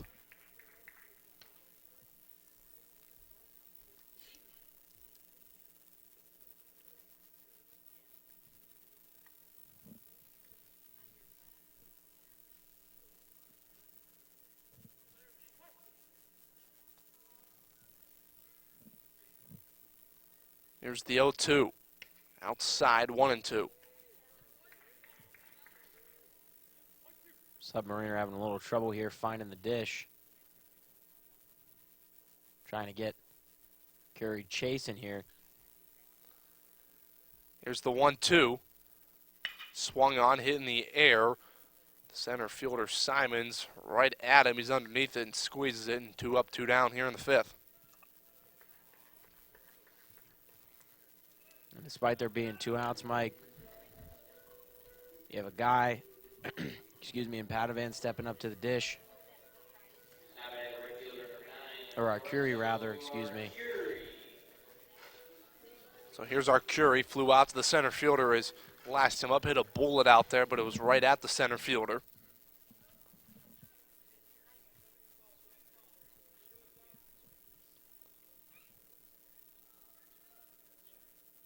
This one swung on at the ground. Valesky at short in the hole, tries to make the play, but bobbles it on the transfer, and our Curie will reach with a 2-out infield single. Now you're really in a precarious situation. Despite those 2 outs, you got Andrew Kendrick at the dish, who we saw just hit a monster of a shot over that left field wall. With a base runner on, obviously concerning to have a guy like Kendrick stepping up to the plate. So we'll see if Kendrick can do some more 2-out damage, as he has his first 2 times up. Doubled and scored an RBI his first time up, and then had a home run his second time up. So pretty good day so far for the first baseman.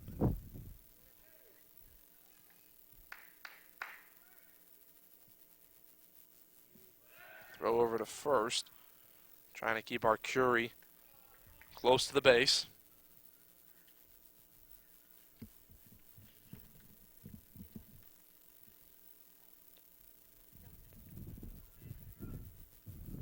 Silverman delivers off speed outside part of the plate, strike 1. Kendrick really just trying to get a feel for the new pitcher.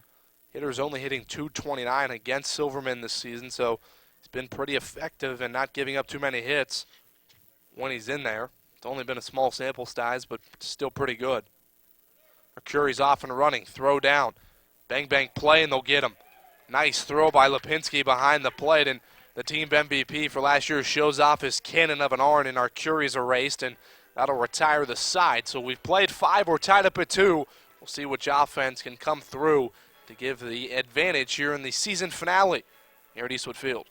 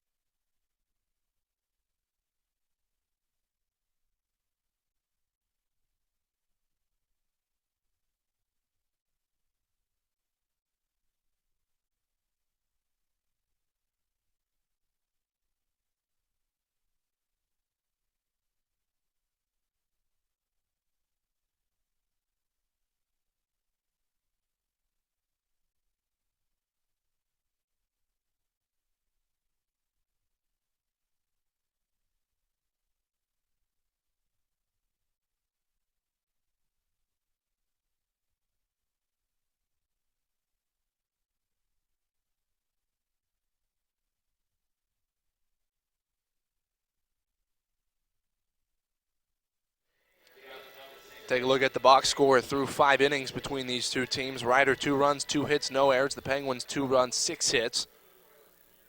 And Urbanik still on the mound for the Penguins as he's been pretty good.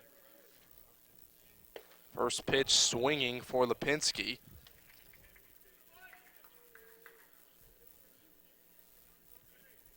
Lipinski grounded into a double play his last time up, but did score an RBI. This one's hit in the air to left field. Rowan's at the track. He's at the wall. He's out of room. It's gone. Lipinski takes one deep to left field, and quite the couple plays for Lipinski as to retire the Penguins in the 5th inning. He throws out Curie trying to steal, and then he leads off the 6th with a home run.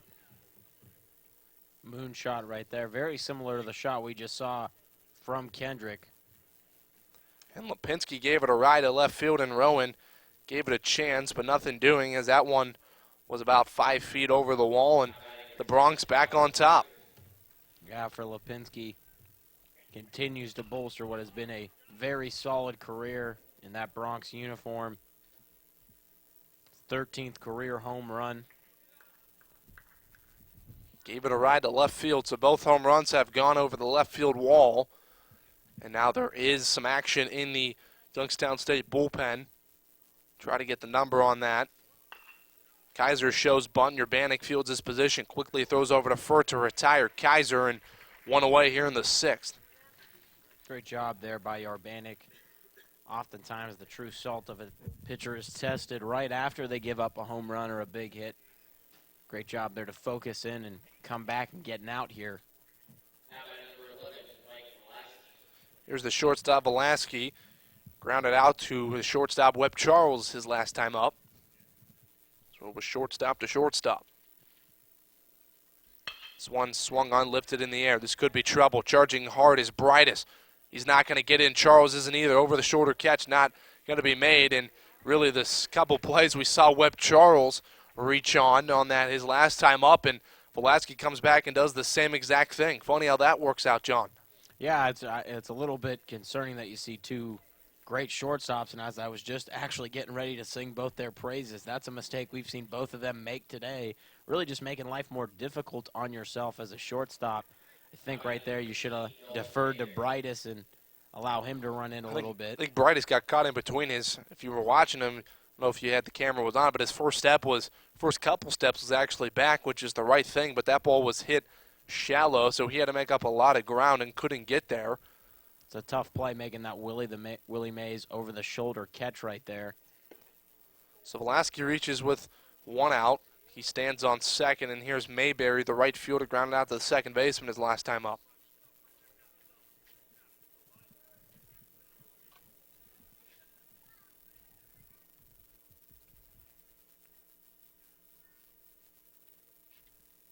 Urbanic steps off. Trying to keep the runner in check here. Don't want to allow him to really get into potent scoring position there, especially with a senior at the dish in Mayberry.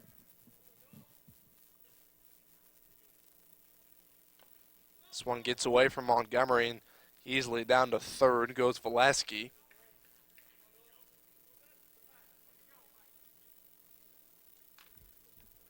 That one just squibbed right off the glove and foot of Montgomery right there. Now you're sitting in a situation where with just one out on the board, you have a runner standing.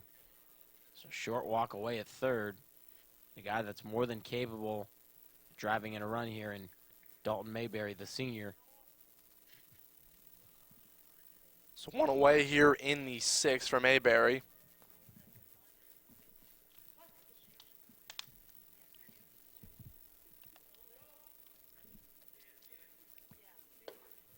Infield is in for the Penguins, so they trying to eliminate any play at the plate. It's important here, Mike, to really shut the door here on this run. As we know, Ryder is a team, if they get things rolling, they can score in abundance. The 6th inning was their inning last night, too, and Mayberry smokes one into right field. That'll drop, and coming home to score is Velasquez, so Mayberry with a one-out single, and that's an RBI for the right fielder. Yeah, a great bit of situational hitting right there, and I believe we're going to see a pinch runner for the Bronx. We'll have a pinch runner. It'll be number 3. Harrison McClure right there. McClure was in the game yesterday. McClure went 0 for 5, had 2 strikeouts, a fly out to right field, and a walk. It's a rough day at the office, Mike. The 6th inning yesterday was the inning for Ryder, where they really took advantage of the game. They scored 4 runs in the 6th and brought all 9 Bronx to the plate, and they have already had 4 to the plate so far this inning and have scored 2 runs. Swung on and missed by number 5 here, so McAllister, he's out of the ball game. And it is Kyle Johnson, 281 average, 2 home runs, 18 RBIs.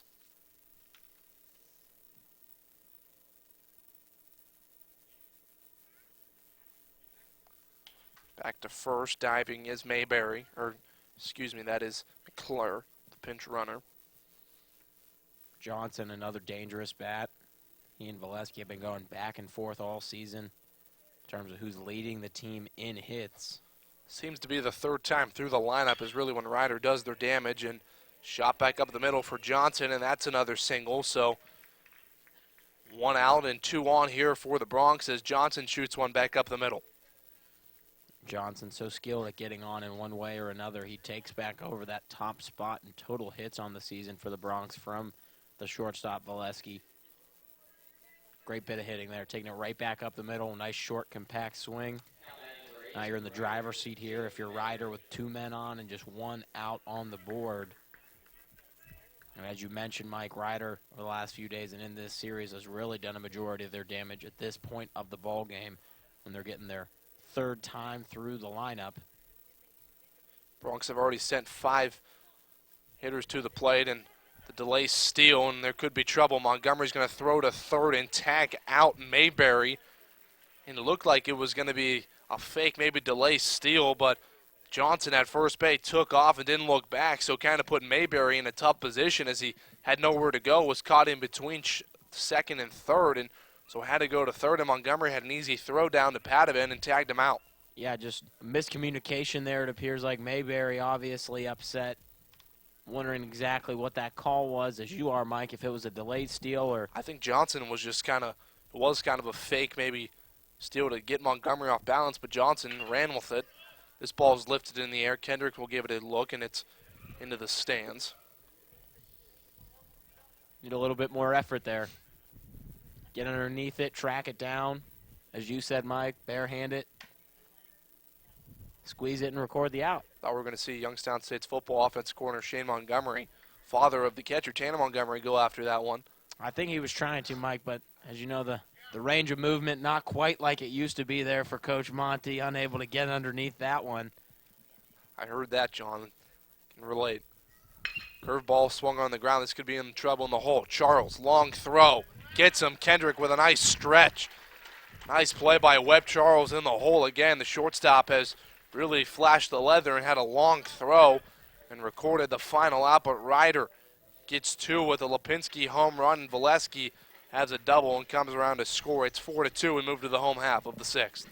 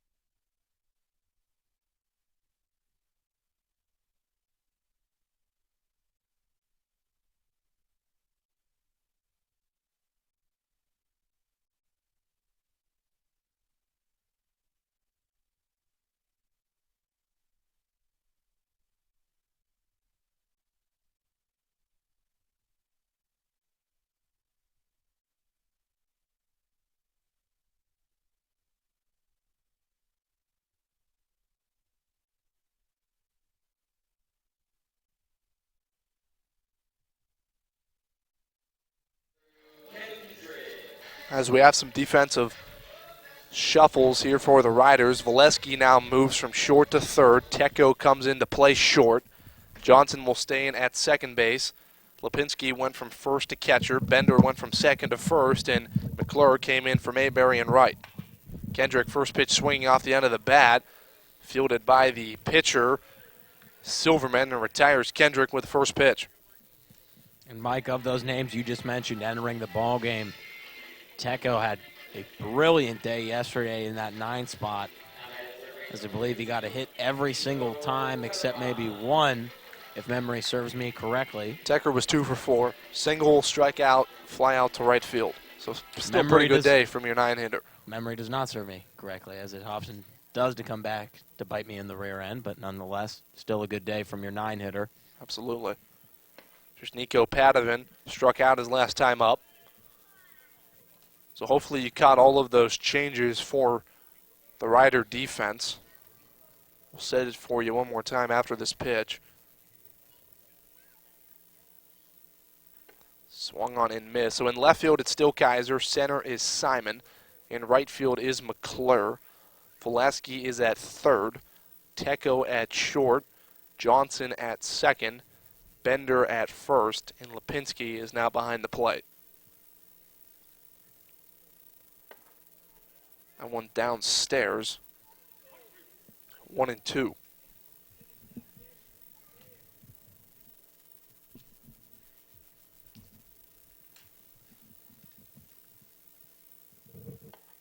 Inside, 2-2. If you're YSU, you're still in a solid position in this one. It's a 2-run lead for Ryder. Easily manageable situation for this potent YSU offense. Padavin swings and hits that one up the gad, and Tecco's not going to be able to reach to it, so Nico Padavin reaches with a one-out single. His first hit of the afternoon. Job there by Padavin getting on. I imagine Coach Bertolini would like to string a couple hits together here for the Penguins. Maybe close down this 2-run gap. Here's Trey Brightis, struck out his first or his last time up.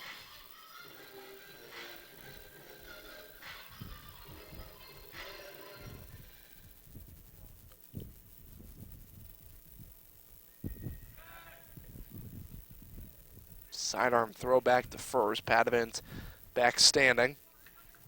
Talk about good throw-over moves, Mike. It's that throwing motion here that really allows that quick throw-over.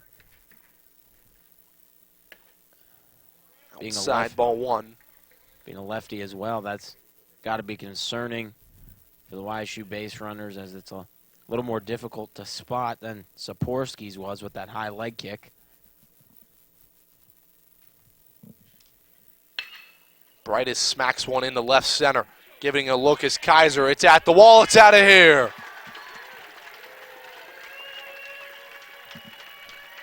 Trey Brightis with a 2-out home run, and he ties the ball game up as Brightis gave it a ride to left center, just like his teammate Andrew Kendrick. And that's home run number 8 on the season. RBI number 30 for Trey Brightis, and we're tied up at 4.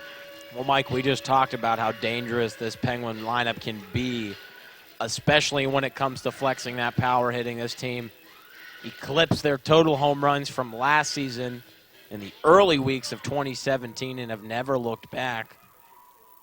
The Bertolini effect is real for the Penguins this season, as their home run hitting capability has been on display all season long, perhaps none more especially than today. The ball's having some jump to it off the bat, especially to that left center gap, as we've now seen 3 home runs this afternoon, and Brightis' 2-run shot ties it up at 4 here in the 6th.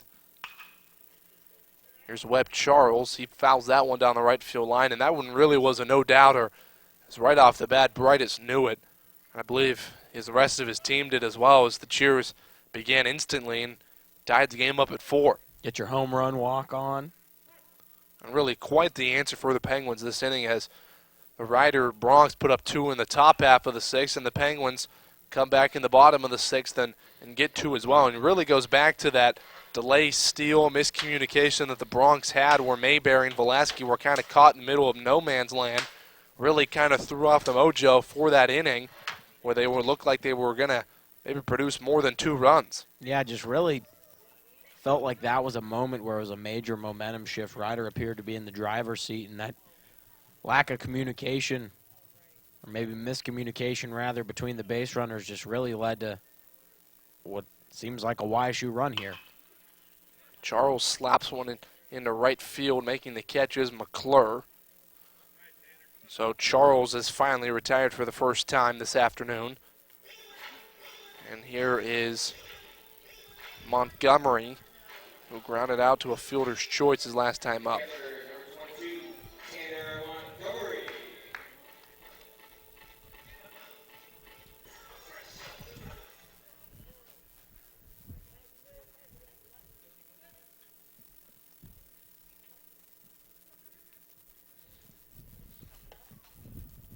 First pitch in there for a strike. Montgomery looking for his first hit of the afternoon. We'll see in the 7th inning if head coach Dan Bertolini still sticks with his starter in Urbanic or if he goes to the bullpen. We saw some activity out there, Mike, so wouldn't be surprised if we see a change heading out into the field this next half inning. 0-2 now on Montgomery. Especially when you consider you got some seniors out there in the bullpen and Ryan Smith and Joe King. I'm sure Coach Bertolini would like to get involved on the action today. Here's the 0-2. Curveball bounced in there, 1-2.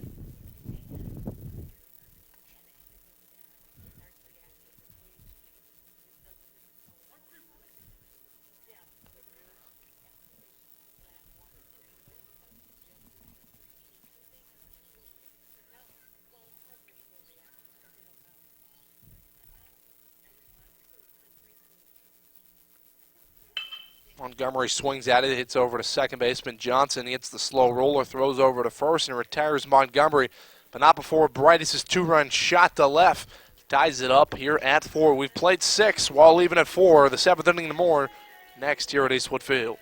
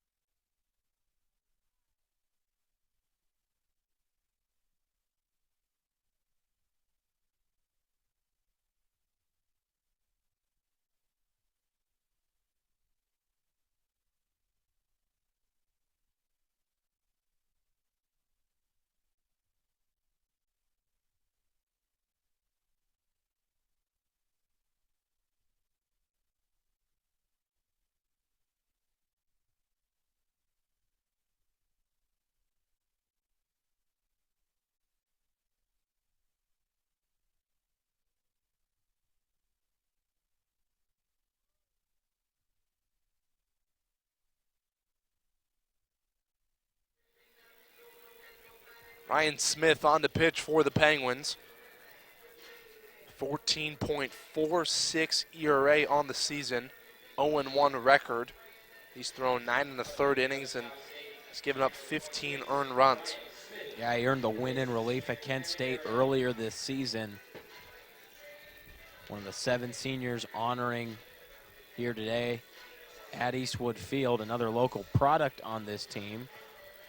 Graduate of Hubbard High, not too far from here at Eastwood Field. We have a couple friends here from Hubbard High.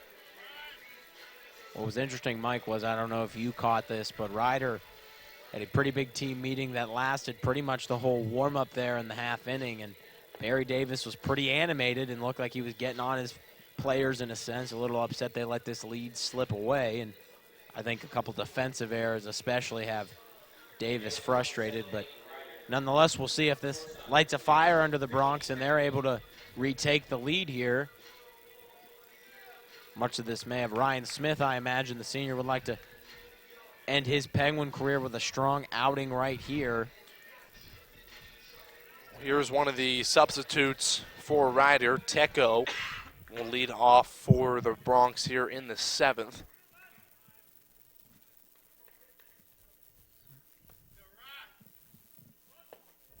First pitch in there for a strike. Important for Smith here to throw a couple strikes early and establish that rhythm. Guy we've seen at times get a little wayward with his placement. Off to a good start here. That one swung on, rolled down the left field line, foul. 0-2.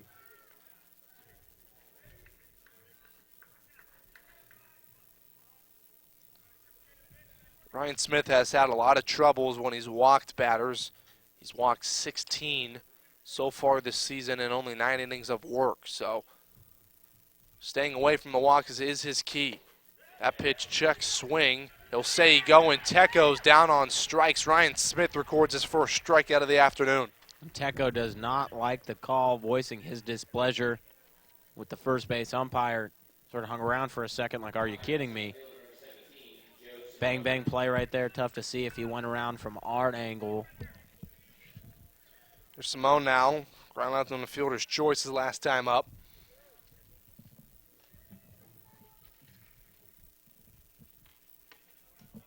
That one way outside, ball one.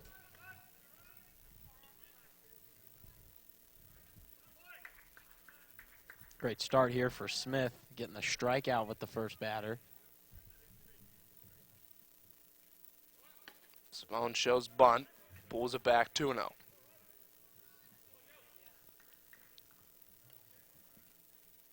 Important to refocus here, missing your spot.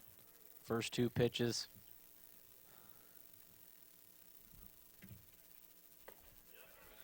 That one inside, 3-0.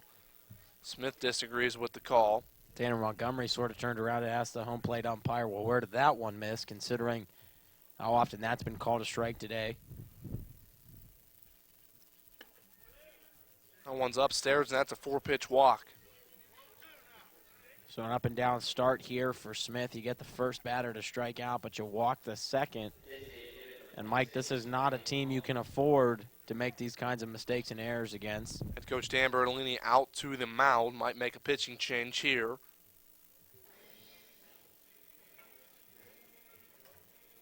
We talked about before, Smith has a tendency to get a bit off the rails at time with walks, and I think Coach Bertolini here has seen enough from the senior. He got that strikeout recorded, and now to end his Penguin career with a K. So Ryan Smith jogs off for the last time as a Penguin, as the crowd gives him a nice round of applause. So he'll work an inning, a third of an inning in relief, walks a batter, strikes out one. And we will have a new pitcher. See if we can get the number from the backside here. I believe it's Gino DiVincenzo here.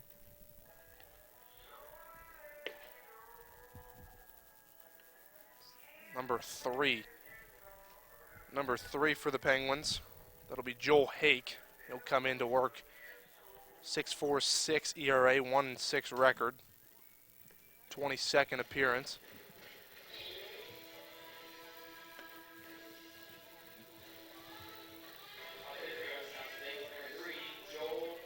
So Joel Hake will come in relief. 39 innings pitched even, 12 walks, 20 strikeouts, giving up 28 earned runs. Giving up 11 doubles and 2 home runs. So really, the Penguins really need Hake to try to get out of this inning here with the top of the order. Mihalick up and Lipinski due up next, who last time up hit a solo shot to left.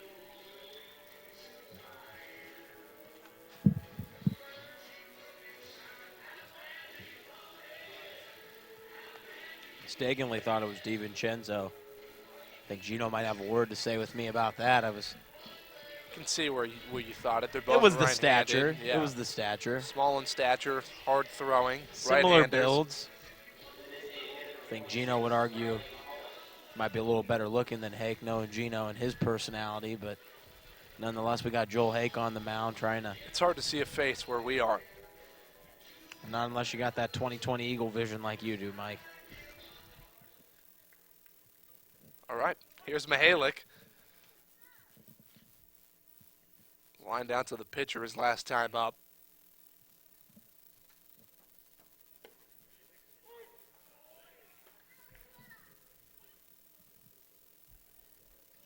First pitch in there for a strike.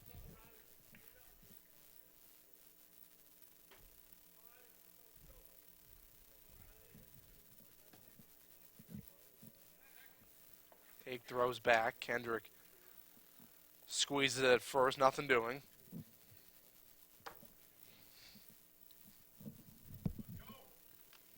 Beautiful day here for baseball, Mike. Really had gorgeous back-to-back days here to close out the 2017 season.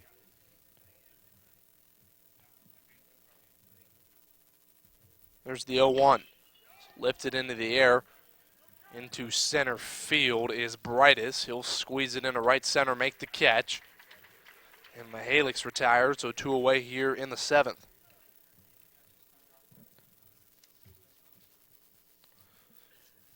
Now here's Lipinski, probably the most dangerous hitter right now in the Bronx lineup. Homered his last time up.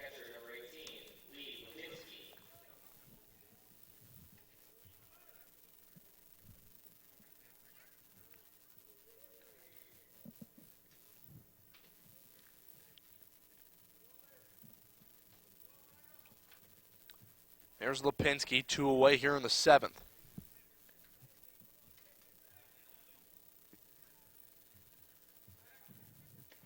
Ake throws back again.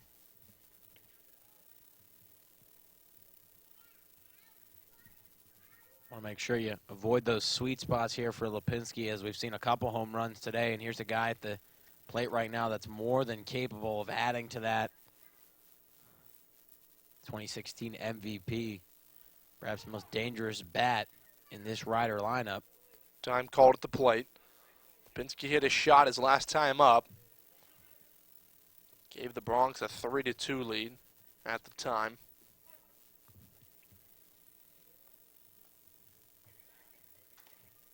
Ake throws back again.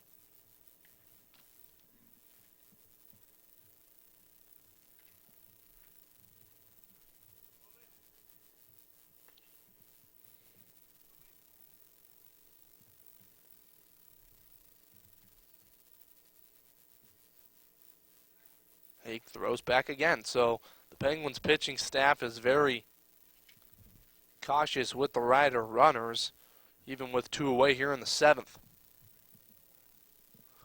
Don't understand that much, Mike. I would focus on getting the batter right here, especially with 2 outs. Understanding you got a hitter at the plate that you can't really afford to lose focus on. Often running is small. This one's lifted in the air. Could be trouble. Larri is underneath it on the infield, squeezes it, and Joel Hake does a nice job coming in relief as well with Ryan Smith holding the Bronx to none. And with stretch time here at Eastwood Field, the Penguins due up here in the bottom of the 7th.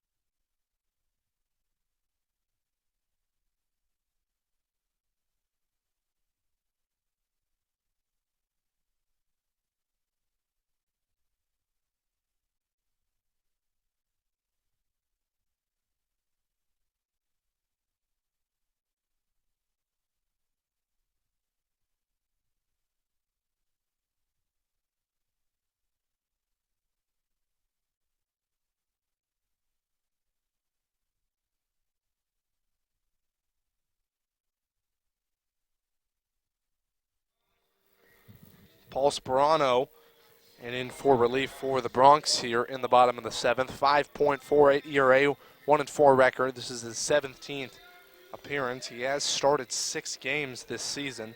He's thrown 44 in the 3rd innings, given up 27 earned runs, walked 28, struck out 31. Very patriotic song plays here at the ballpark. One of my favorites, Mike. Same. Power ballad right here. This could be my walk-up song. What are you, Captain America? Something like that. Not a bad thing to be. No, sir.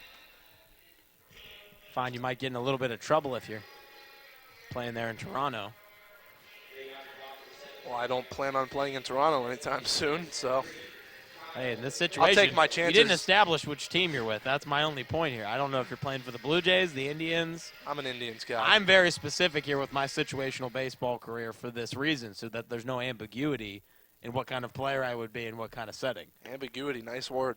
Thank you. I pride myself on my diction and rhetoric. 2 also nice words. Kyle Benya will lead off the 7th for the Penguins. Struck out his last time up. Off speed pitch in there for a strike.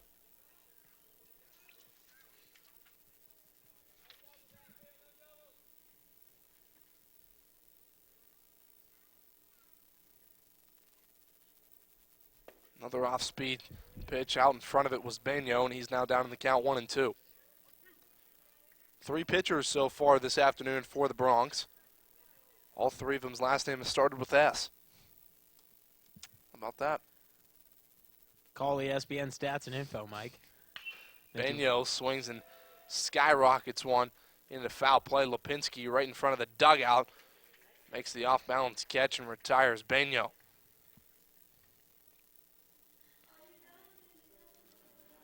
Here's Anthony Rowan. Has had some tough luck so far this afternoon. He's hit 2 of his balls very hard. One at the shortstop, made a nice play, and then hit a line drive in the left that was caught. So we'll see if Rowan can finally get a hit here and get the Penguins rolling in the 7th.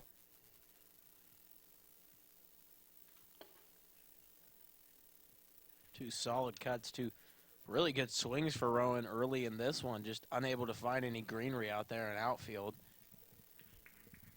Sort of joke to the first base coach for YSU. It's just not my day last inning as he was coming in. Rowan hits a bloop job. This could get down, and there it is. Anthony Rowan finally gets one to pay off as Rowan was robbed on 2 hits, and this time he hits a little bloop job into center field, and that's a 1-out single. Great bit of hitting there by Anthony Rowan. Happy to see the senior get one on the board in his last appearance here for the Penguins. Here's Alex Larri. Flew out to center his last time up. 0 for 3 on the day.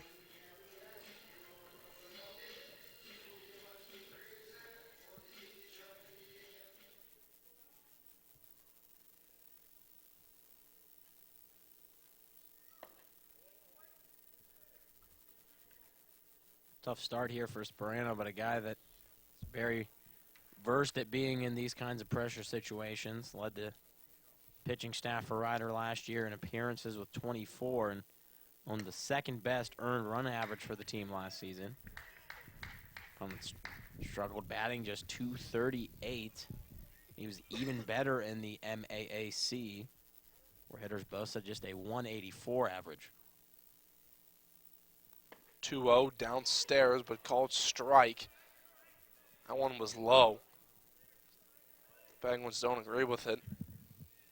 If I'm Sperano over here, I'm coming right back upstairs, high and inside, trying to jam the hitter, put him in a compromising position as he throws over to first. We'll see if Rowan tries to be aggressive here. The Penguins have been unsuccessful so far this afternoon trying to steal. Rowan is 9 for 11 on attempts. Not going this time. Larri shoots one into center field. Charging is Simone. He'll make the running catch, and retreating back to first is Rowan. Good cut right there. Good swing just right at the center fielder. And as you mentioned, Mike, when you got a guy like Lipinski behind the dish who has been duck hunting all day long on these Penguin base runners, I don't think I would test the senior. There's Lorenzo Arcuri. Hit a single his last time up with them. Was caught stealing.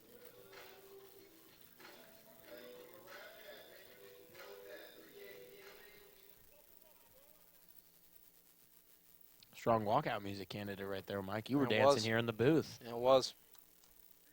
Got my body moving. We have confirmation for those of you wondering and watching with us. Trevor Parks, the sports information director, has informed us that Big Pimpin' would be his walkout music. So we're getting a lot of variety here in genres when it comes to walkout music. If you want us to know your walkout music, you can always comment in the little comment box below the broadcast. We're interested to see what everyone out there would, what their walk-up music would be. I maintain Where the Hood at DMX, setting a precedent. Can't steal it. Did we establish yours? Did you say The Climb, Miley Cyrus? Was that it? Sure, if you want it to be that, that's fine. It's whatever you want it to be, John. That one's downstairs, 2-0. I'm just trying to find a song here that really suits your personality, Mike. I think it's a strong candidate. I guess. I think me and Miley Cyrus had much in common, but I've heard you singing it a couple times. Gotten quite a few snaps of you singing in the car. Curie sends one down the line foul. Right into the fun zone, Mike. Could rename this booth right here the fun zone. Good.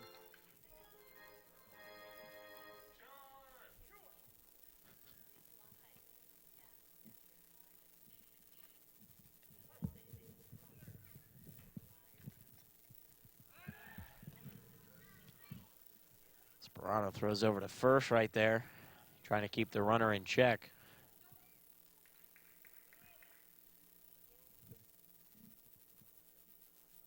Again, I'd be interested to see if we see Rowan off and running here, as Lipinski has been gunning down base runners. Curry pops one in the air. Lipinski in foul ground makes the catch again, and so Lipinski retires. Two of the Penguins in the seventh via the flyout in foul ground, and move to the eighth inning. We're tied up at 4. Interesting and ending to this game forthcoming next at Eastwood Field.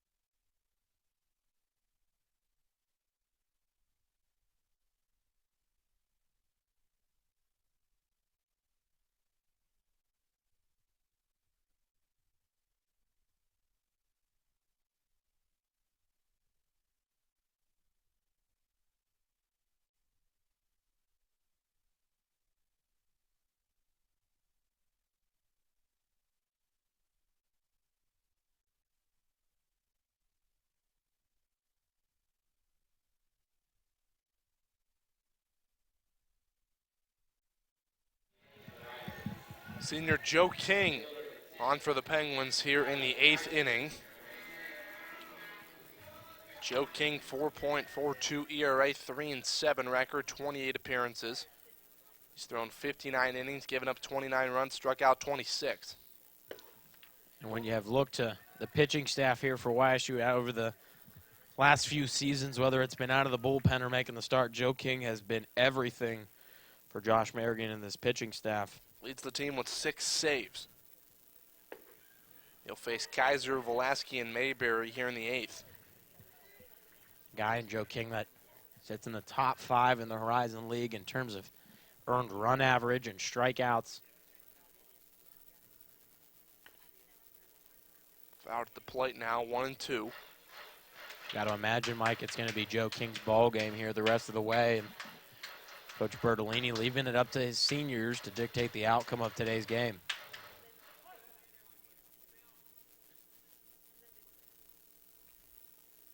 Kaiser smacks one at the second baseman. Larri softly hit and out number 1. Just didn't get good contact on that cut, Mike. Looks like he hit it with the top of the bat. Good start here for Joe King. Here's the shortstop, Velasquez. Hit a double and scored a run the last time up.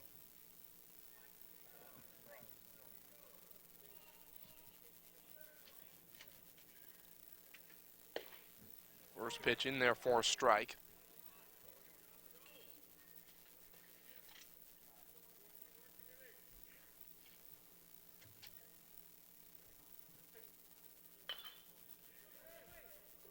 Strike 2, fouled at the plate. So now King ahead in the count on Velasquez, 0-2.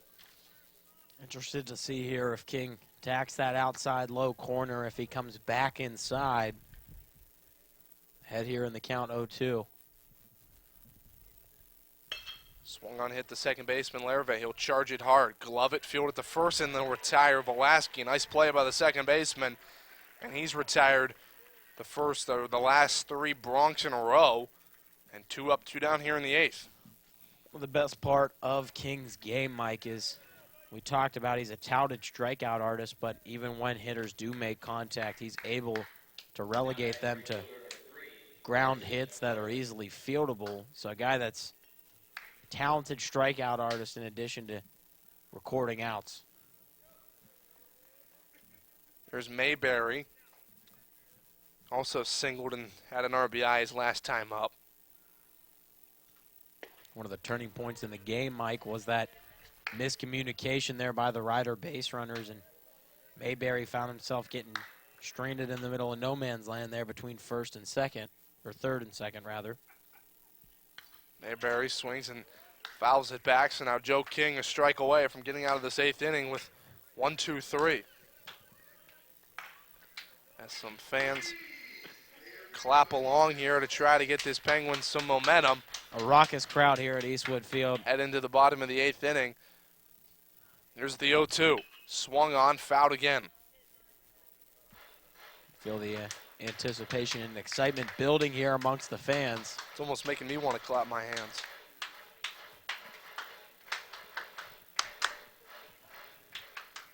Oh, 0-2 on McClure. King sets, rocks, and delivers.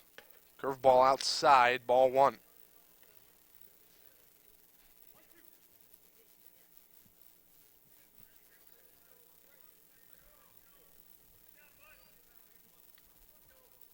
Looks in, here's the 1-2.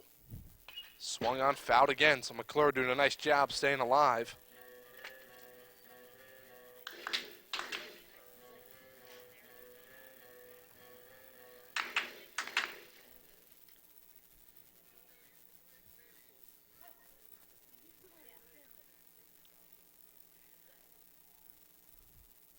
Here's the 1-2, downstairs, 2-2. So McClure doing a nice job laying off of those junk pitches and fouling off what he can to work the count back to even.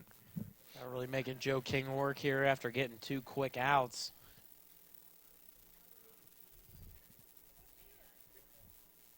One swung on at the second baseman. Larri couldn't get his glove to it, and McClure with a 2-out single. A nice at-bat from McClure as he was down in the count 0-2. Fought it back to 2-2, and then got a 2-pitch that he swung and drove up to past the second baseman for a 2-out single. You said it, Mike. Battled back from being in a hole, and pitcher that really was in a groove there and stayed within himself and just took that one right back just past the outstretched glove of Alex Larri there at second. There's Kyle Johnson, who singled in his first plate appearance last time up. King throws back to first.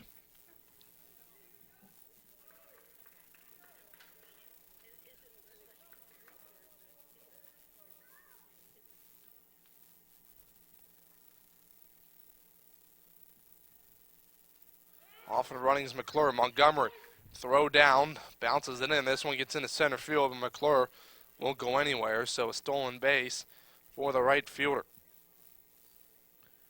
Montgomery just not able to snap that one down like we saw him do successfully there in inning number 2.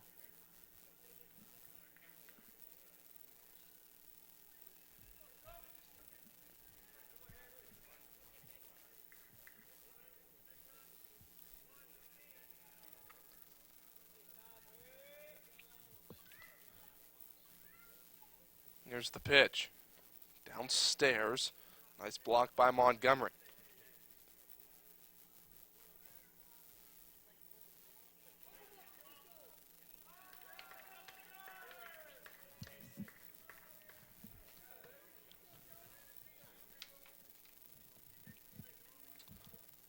Joe King looks in.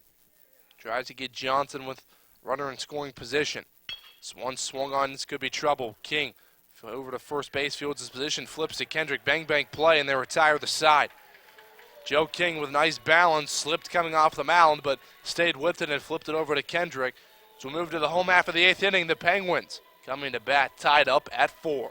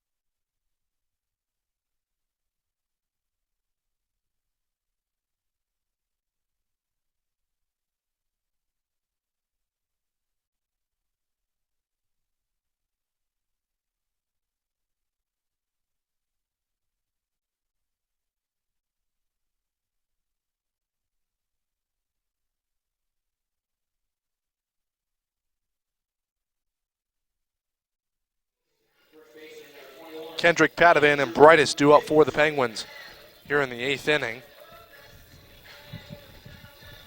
See if one of these Penguin bats can get something going, maybe hit another home run to give the Penguins a lead here in the home half of the 8th inning.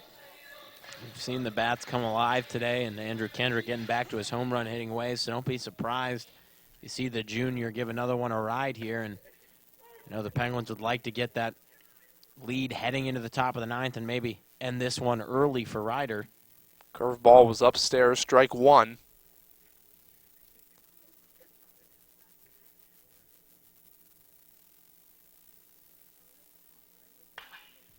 Kendrick turned on one and hit it off the face of the Ryder dugout.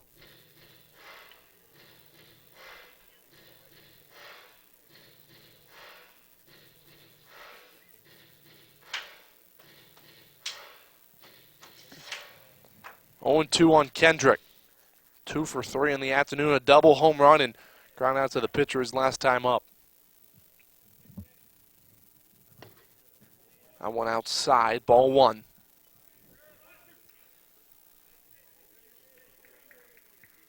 So we talked about it, Mike. Ryder really hasn't been giving Kendrick much to work with in this series, but found his pitch his last time up.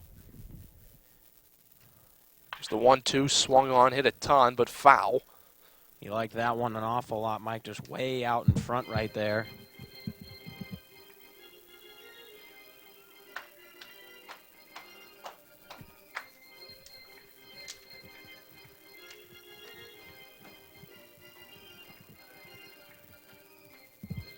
One and two on Kendrick.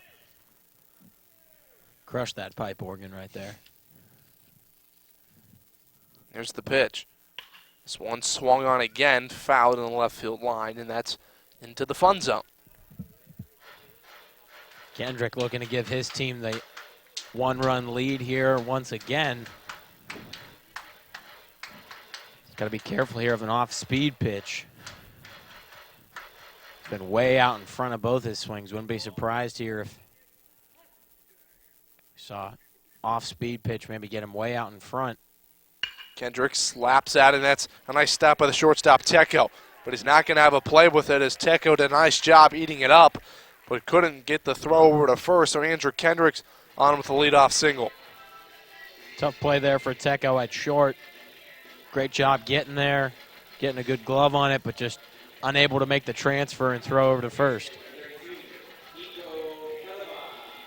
So good start here if you're YSU and if you're looking to take control of this game. Kendrick starts things off with a nice little single. Here's Nico Padovan. Singled and scored a run his last time up. Kendrick back diving to first.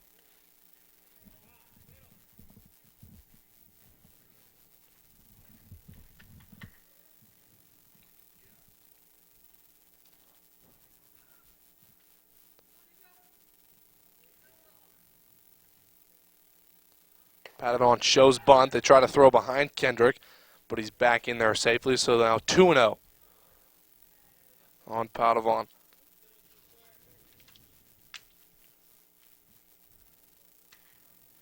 Padovan does have 24 RBIs on the season.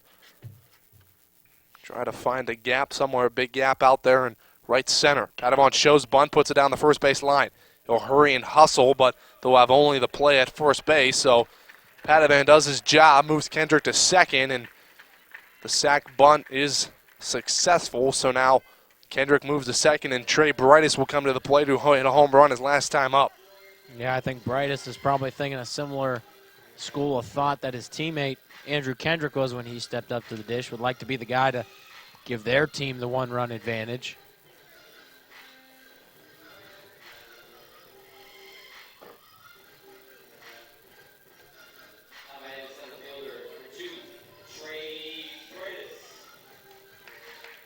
So here's Trey Brightest. We told you about it, hit him two-run home run his last time up. Andrew Kendrick stands on second. Would be the go-ahead run if Kendrick can come around and score.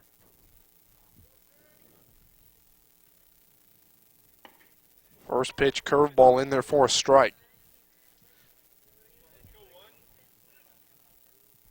Tough pitch to lay off of, an enticing one at that, but job by Brightus, as that would have been a tough one for him to get around on. Might have just turned into a ground out.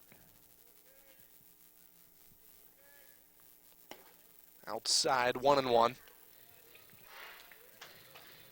Webb See Charles is on deck. You can see your rider not trying to give Brightus anything to hit, working on that outer half of the plate.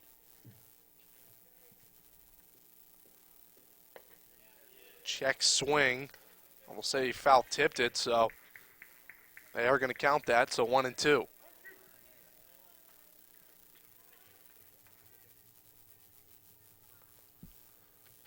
One and two on Brightus, one out. Kendrick on second here in the bottom of the eighth. Here's the pitch. Downstairs, 2-2.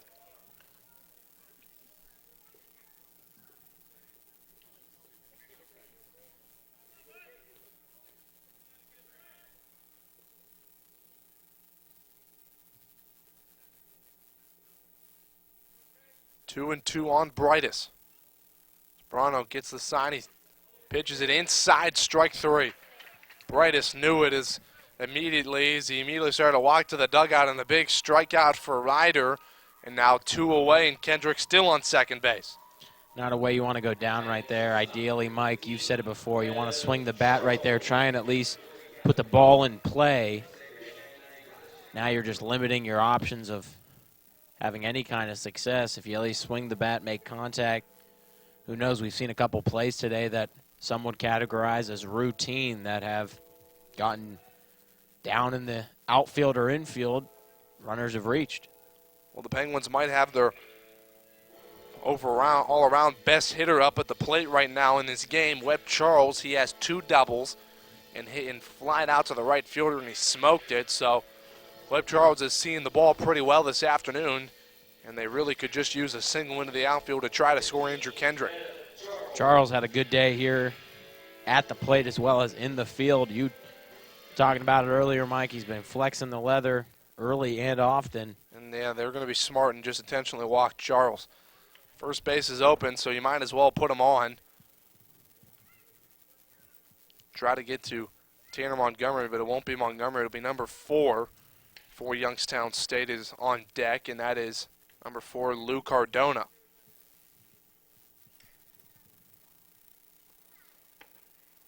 So a free pass will be given to Webb Charles. Didn't want to deal with his hot bat this afternoon. Didn't have to with only 2 outs. Cardona, another local product here out of Boardman. Led the Spartans in batting average, hits, RBIs, and doubles in his senior season while batting .370. Another one of these talented young catchers for Youngstown State. So here's Lou Cardona in a big spot. Cardona on the season, .255 average, 10 RBIs. Just needs a single here to try to score Kendrick. First pitch swinging. Nice cut, but couldn't get the bat to it, so 0-1. If you're Dan Bertolini here, if you're standing on third base, you got to try and rein the freshman in here. Obviously wants to come through in the clutch here for his team, but Cardona flies one back right over our heads. almost had it. Onto the roof. And now Cardona in the hole, 0-2. Big spot here. Trying to get a single to try to score Andrew Kendrick to give him the lead here in the 8th. Brano, if he has anything to do about it, tries to record a strikeout here. Before that, he'll step off and look back Kendrick at second.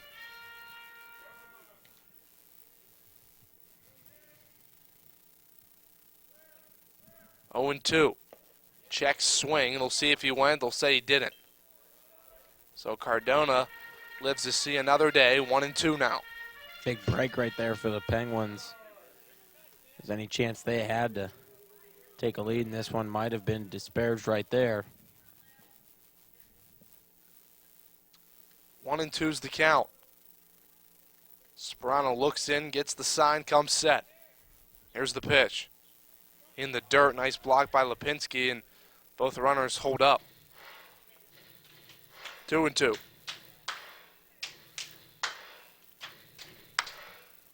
Lipinski walks out there to have a talk with the young pitcher, giving him a few words of encouragement.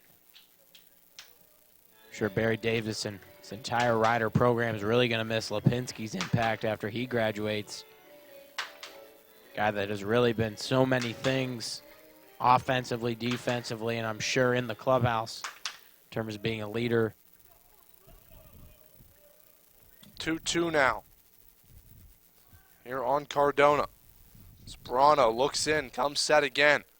Here's the pitch. Swung on, hit the shortstop. Tecco, backhand, throws to second to retire Webb Charles, so the Bronx get out of it. And will move to the ninth inning. If the Penguins want a season finale win, it will come via the walk-off. We'll have the ninth inning tied up at 4 next at Eastwood Field.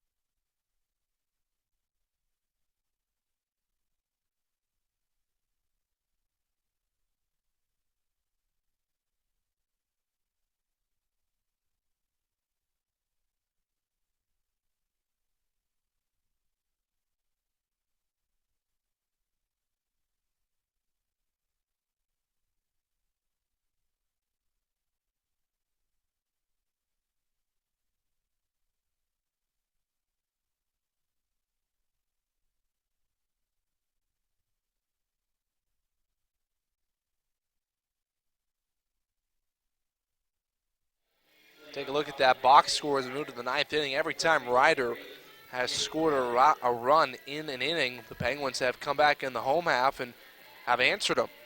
1 run in the first, 1 run in the third, and 2 in the sixth, and we're tied up at 4. It's really been a back-and-forth affair all day long, Mike. Really up until that 7th, 8th inning yesterday, it was a very similar story as well.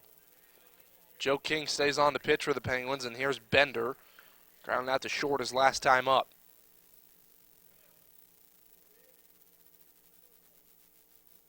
This one swung on into the gap. This could be trouble. This is going to get down. This one's going to roll to the wall. Bender is going to hit second, and he'll hold up there with a leadoff double for Jake Bender. And the Bronx look to be in business here in the ninth. Good bit of hitting right there from Bender. What a way to start the inning, and ideally, if you're looking to take an advantage here. Caught a fastball over the plate and shot it into left center, and that one rolled to the wall with an easy stand-up double. So now we'll see if the Bronx play small ball and use Richie Tecco, the 9-hitter, for a sac bunt. It's a perplexing situation if you're Barry Davis. You got a guy in Tecco that's really been seeing the ball well. He's going to show square up right for a bunt from the get-go. Not even going to get in his batting stance. So Tecco is full out telling the Penguins he's using a sac bunt here as he doesn't even get in his stance and just puts the bat out there for a bunt.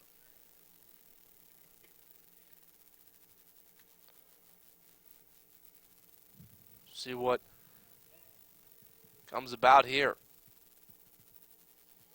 King comes set outside, and this sometimes is the hardest pitches to throw when you see a batter square up early and they have that bat out there. You want to overpower him and throw it by him, and you miss your spots when really just need to focus and hit that bat and let your defense make a play. It was always taught, Mike, when you see someone square around as a pitcher, you want to look right there, the skinny part of the bat, sort of where their hand placement is, and try and put the ball right there, really make life difficult on them to try and get that ball down on the ground. That's why she tries to get sneaky and pick off Bender at second, but not doing, as Bender's back safely. Penguins really could use a bunt really right back to the pitcher would probably be easiest. Bender takes back the bunt and swings and fouls it off, so Riders. Tomahawk chop here for the Riders. Not a sword, but it is tough there when you have the bunt squared around and come back and swing. Can't chop at it, Mike. Cannot. It's almost impossible to hit a baseball chopping at it.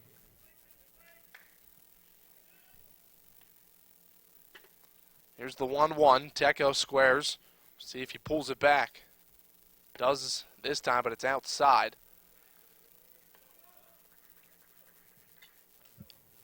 Both teams kind of being sneaky in a sense here, with Weiss who tried to get the sneaky pickoff move to second, and then the Bronx showed bunt, and then Tecco pulled back and actually swung. Very, very sneaky, sir. See what happens on this pitch.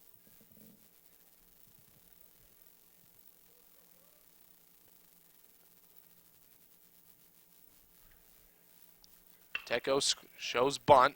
Right at the third baseman, Padavin will throw over to first to retire Tecco, and finally the sac bunt is completed for the Bronx, and Tecco's out, and Bender is over to third.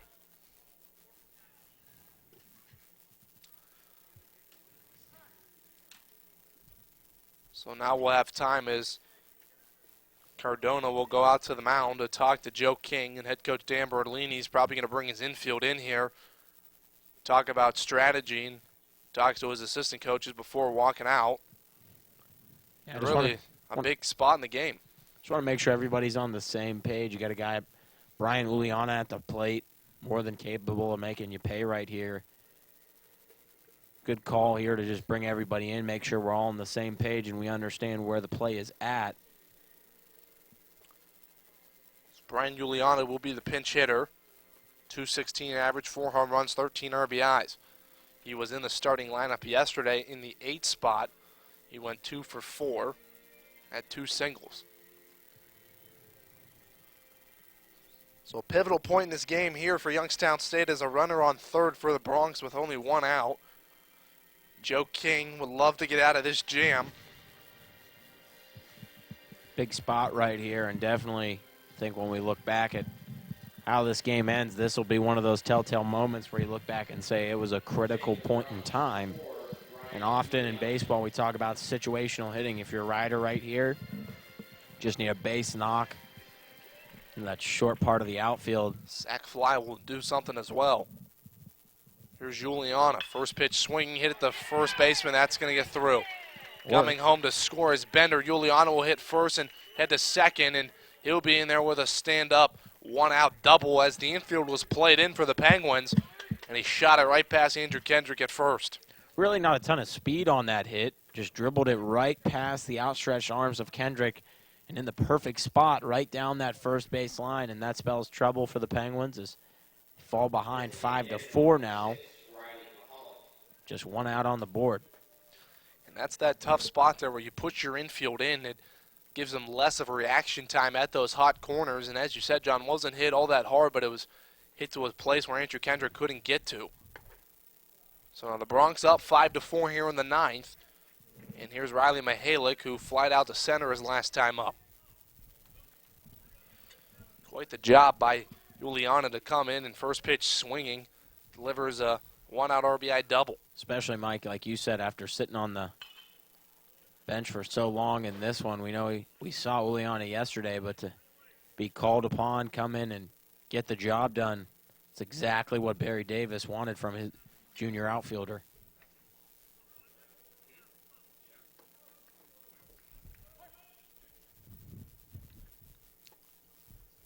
Oh, 1 on Mihalick. This one swung on. This one's into the outfield. Mihalick will have a single, and Juliana got a bad break or a read on it, so he will have to stay put at third, and runners on the corners with one out. And Barry Davis is not pleased right there. He would have liked to see Juliana score, but head coach letting him know it's a situation where we got to have you crossing the dish right there. Nobody warming up in the Youngstown State bullpen either, so this is going to be Joe King's inning. I think King's going to get the chance here to finish this one out. We talked about it before, Mike. Pretty much been an all-senior day for the Penguins. Trying to limit the damage to only one run, and Lipinski's at the plate. Flew out to second base his last time up. Does have a home run on the day. First pitch swinging, missed it, and 0-1.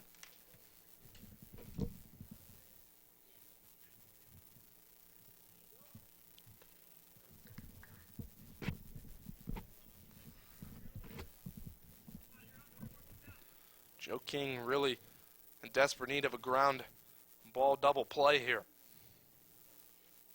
Here's the 0-1. Swung on, here it is. Chopper to Padovin. He'll go to first, his only play, and retire Lipinski, and coming home to score is Juliana and make that 6-4 rider.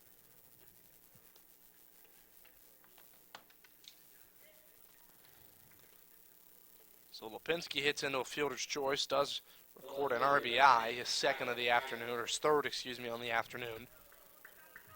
And up to second goes Mihalick.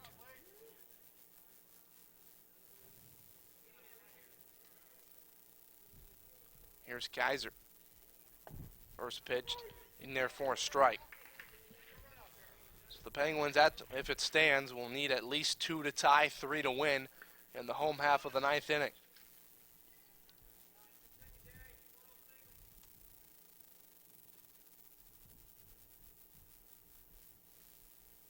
This one swung on, driven into right field. This one's going to get down. Hitting third, coming home is Mihalick, and Geyser's got a 2-out single, RBI single, and the Bronx now up by 3.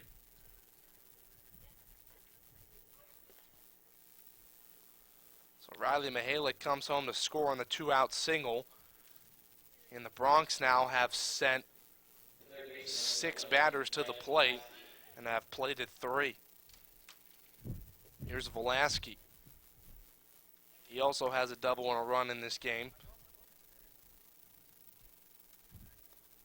King will throw back to first. So now the Penguins need 3 to tie, 4 to win. Again, things getting just a little out of hand here in the sense of having a workable situation.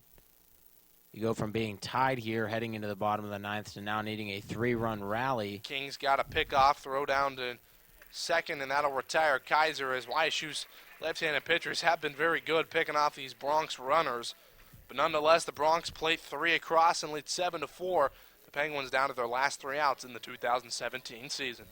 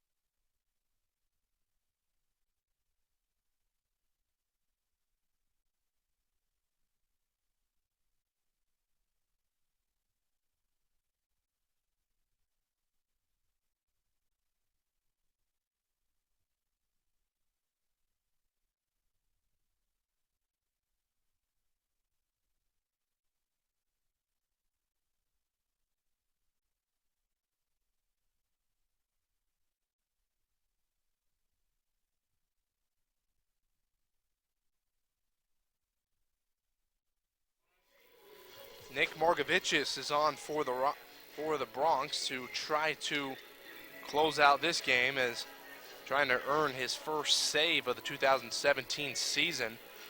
Arguably the best pitcher for the Bronx, 2.47 ERA. He's appeared in 12 games. He's started 12 games. He's thrown 2 complete games. So the Bronx going with the race here to try to close out this game, as he has a 6-3 record as well. He's thrown 80 innings, only given up 22 earned runs, has struck out 69, has only walked 20. No tomorrow here really for Ryder in this situation, so you go get your ace, call upon him to come in and shut the door here on this Penguin rally before it even gets started, hopefully. 9-1-2 due up for the Penguins in the 9th. First pitch downstairs. Banyo, Rowan, Larri, Arcuri, Kendrick trying to keep the rally going as they trail by 3 in the 9th.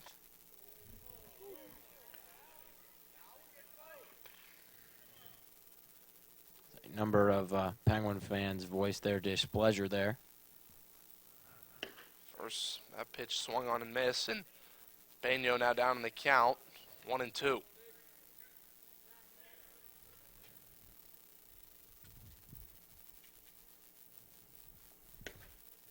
Outside. Again, if you're YSU, you got to keep in mind here, there's no single swing that's going to erode this 3-run deficit. You got to just try and take things one pitch at a time, one swing at a time. Swung on and missed, and now 3-2 is the count. Said it before, Mike, a bloop and a blast, and you're right back in this ball game.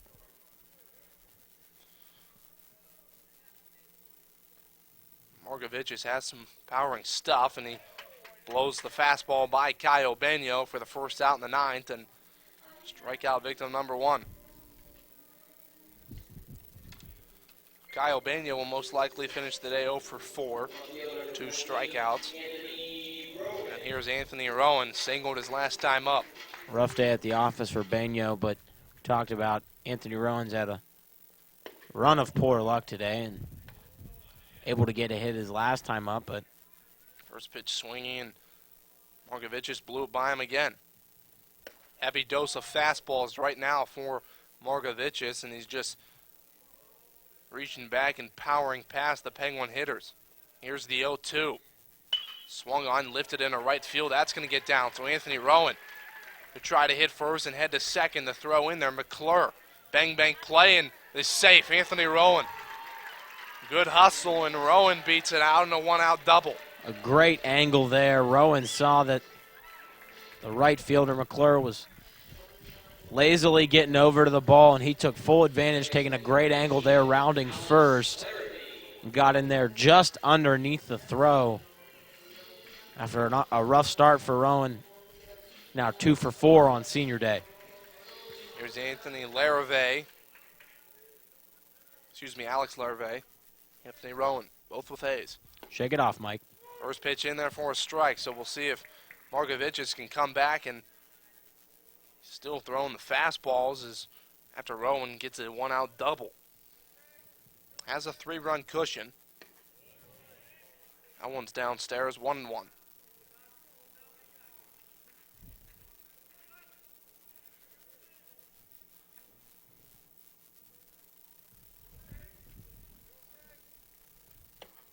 Check swing, but he went around. Now 1-2.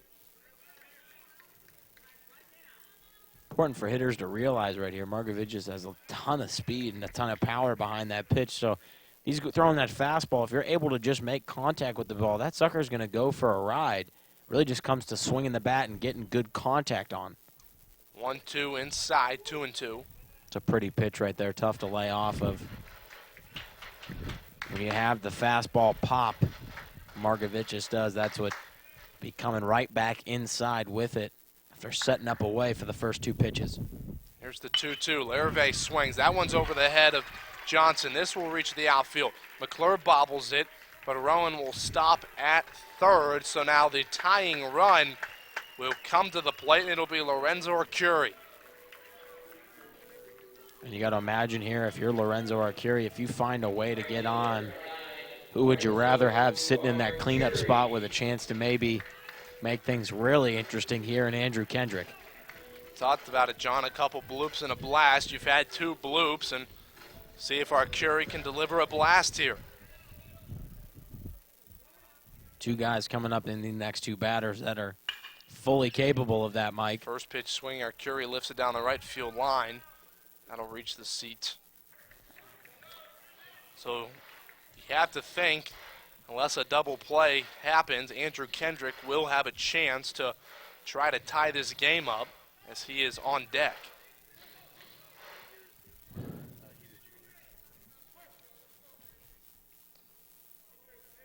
Curie singled and scored a run in the first inning. That one downstairs, 1-1. Unfamiliar territory for Markovicius. As we said, he's appeared in 12 games, and they've all been starts. This is his first time in relief. That one's downstairs, 2-1. And his approach, excuse me, Mike, his approach has been pretty simple here, sticking with the fastball and really just daring the YSU hitters to hit it. This one swung on, lifted in the air.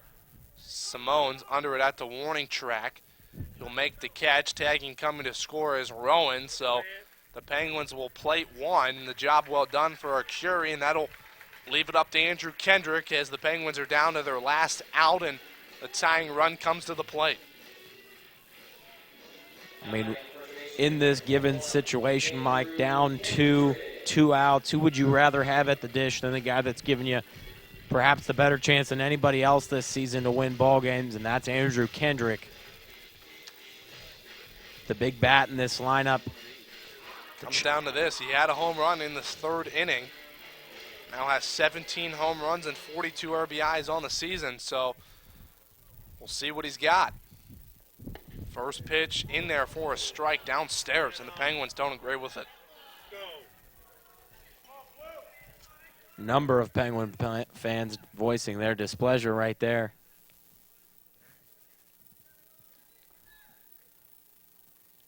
One swing of the bat could tie it up here. 0-1. Here's the pitch. Swung on, fouled out of play, and now Kendrick down in the count, 0-2.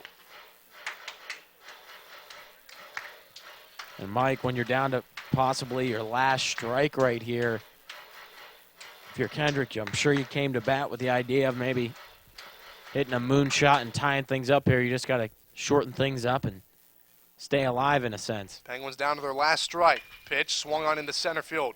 Charging hard is Simone. He's under it, makes the catch, and that's the ball game. Kendrick flies out to center, and that'll retire the Penguins for the afternoon and the season, as the Bronx will take this one by a final score of 7-5. Markovicius gives up a run but earns the save, his first save of the season. Pitching proves to be the difference again, Mike. Back-to-back days where this Rider staff has really just had a complete day, regardless of who's been inserted into the ball game.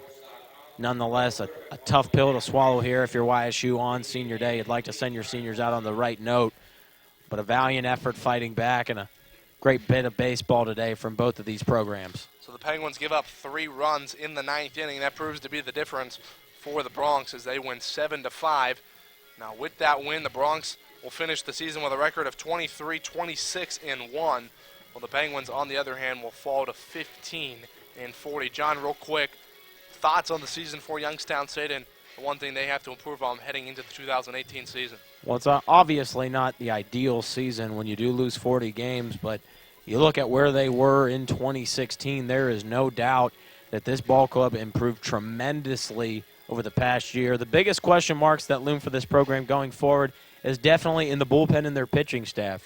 To have a chance to really contend in the season overall and within this competitive conference, pitching is an asset you really need to possess, but nonetheless, the offense is there, and you have to be encouraged by the increased production you saw from a number of Penguin hitters in 2017 under Coach Bertolini in his first season. So year one of the head coach Dan Bertolini era is complete. The Penguins in year one will go 15-40. A lot of home runs hit, a couple school records set as well, so some silver linings to take for Youngstown State as they now look to the 2018 season. So once again, the final score here this afternoon, Riders 7, the Youngstown State Penguins 5 on the season finale. For John Schiraldi, I'm Mike Yustowski. Thanks to Dom Joseph, Trevor Parks, and our director, Kevin Davis. We'll see you next season, Penguins fans. So long from Eastwood Field.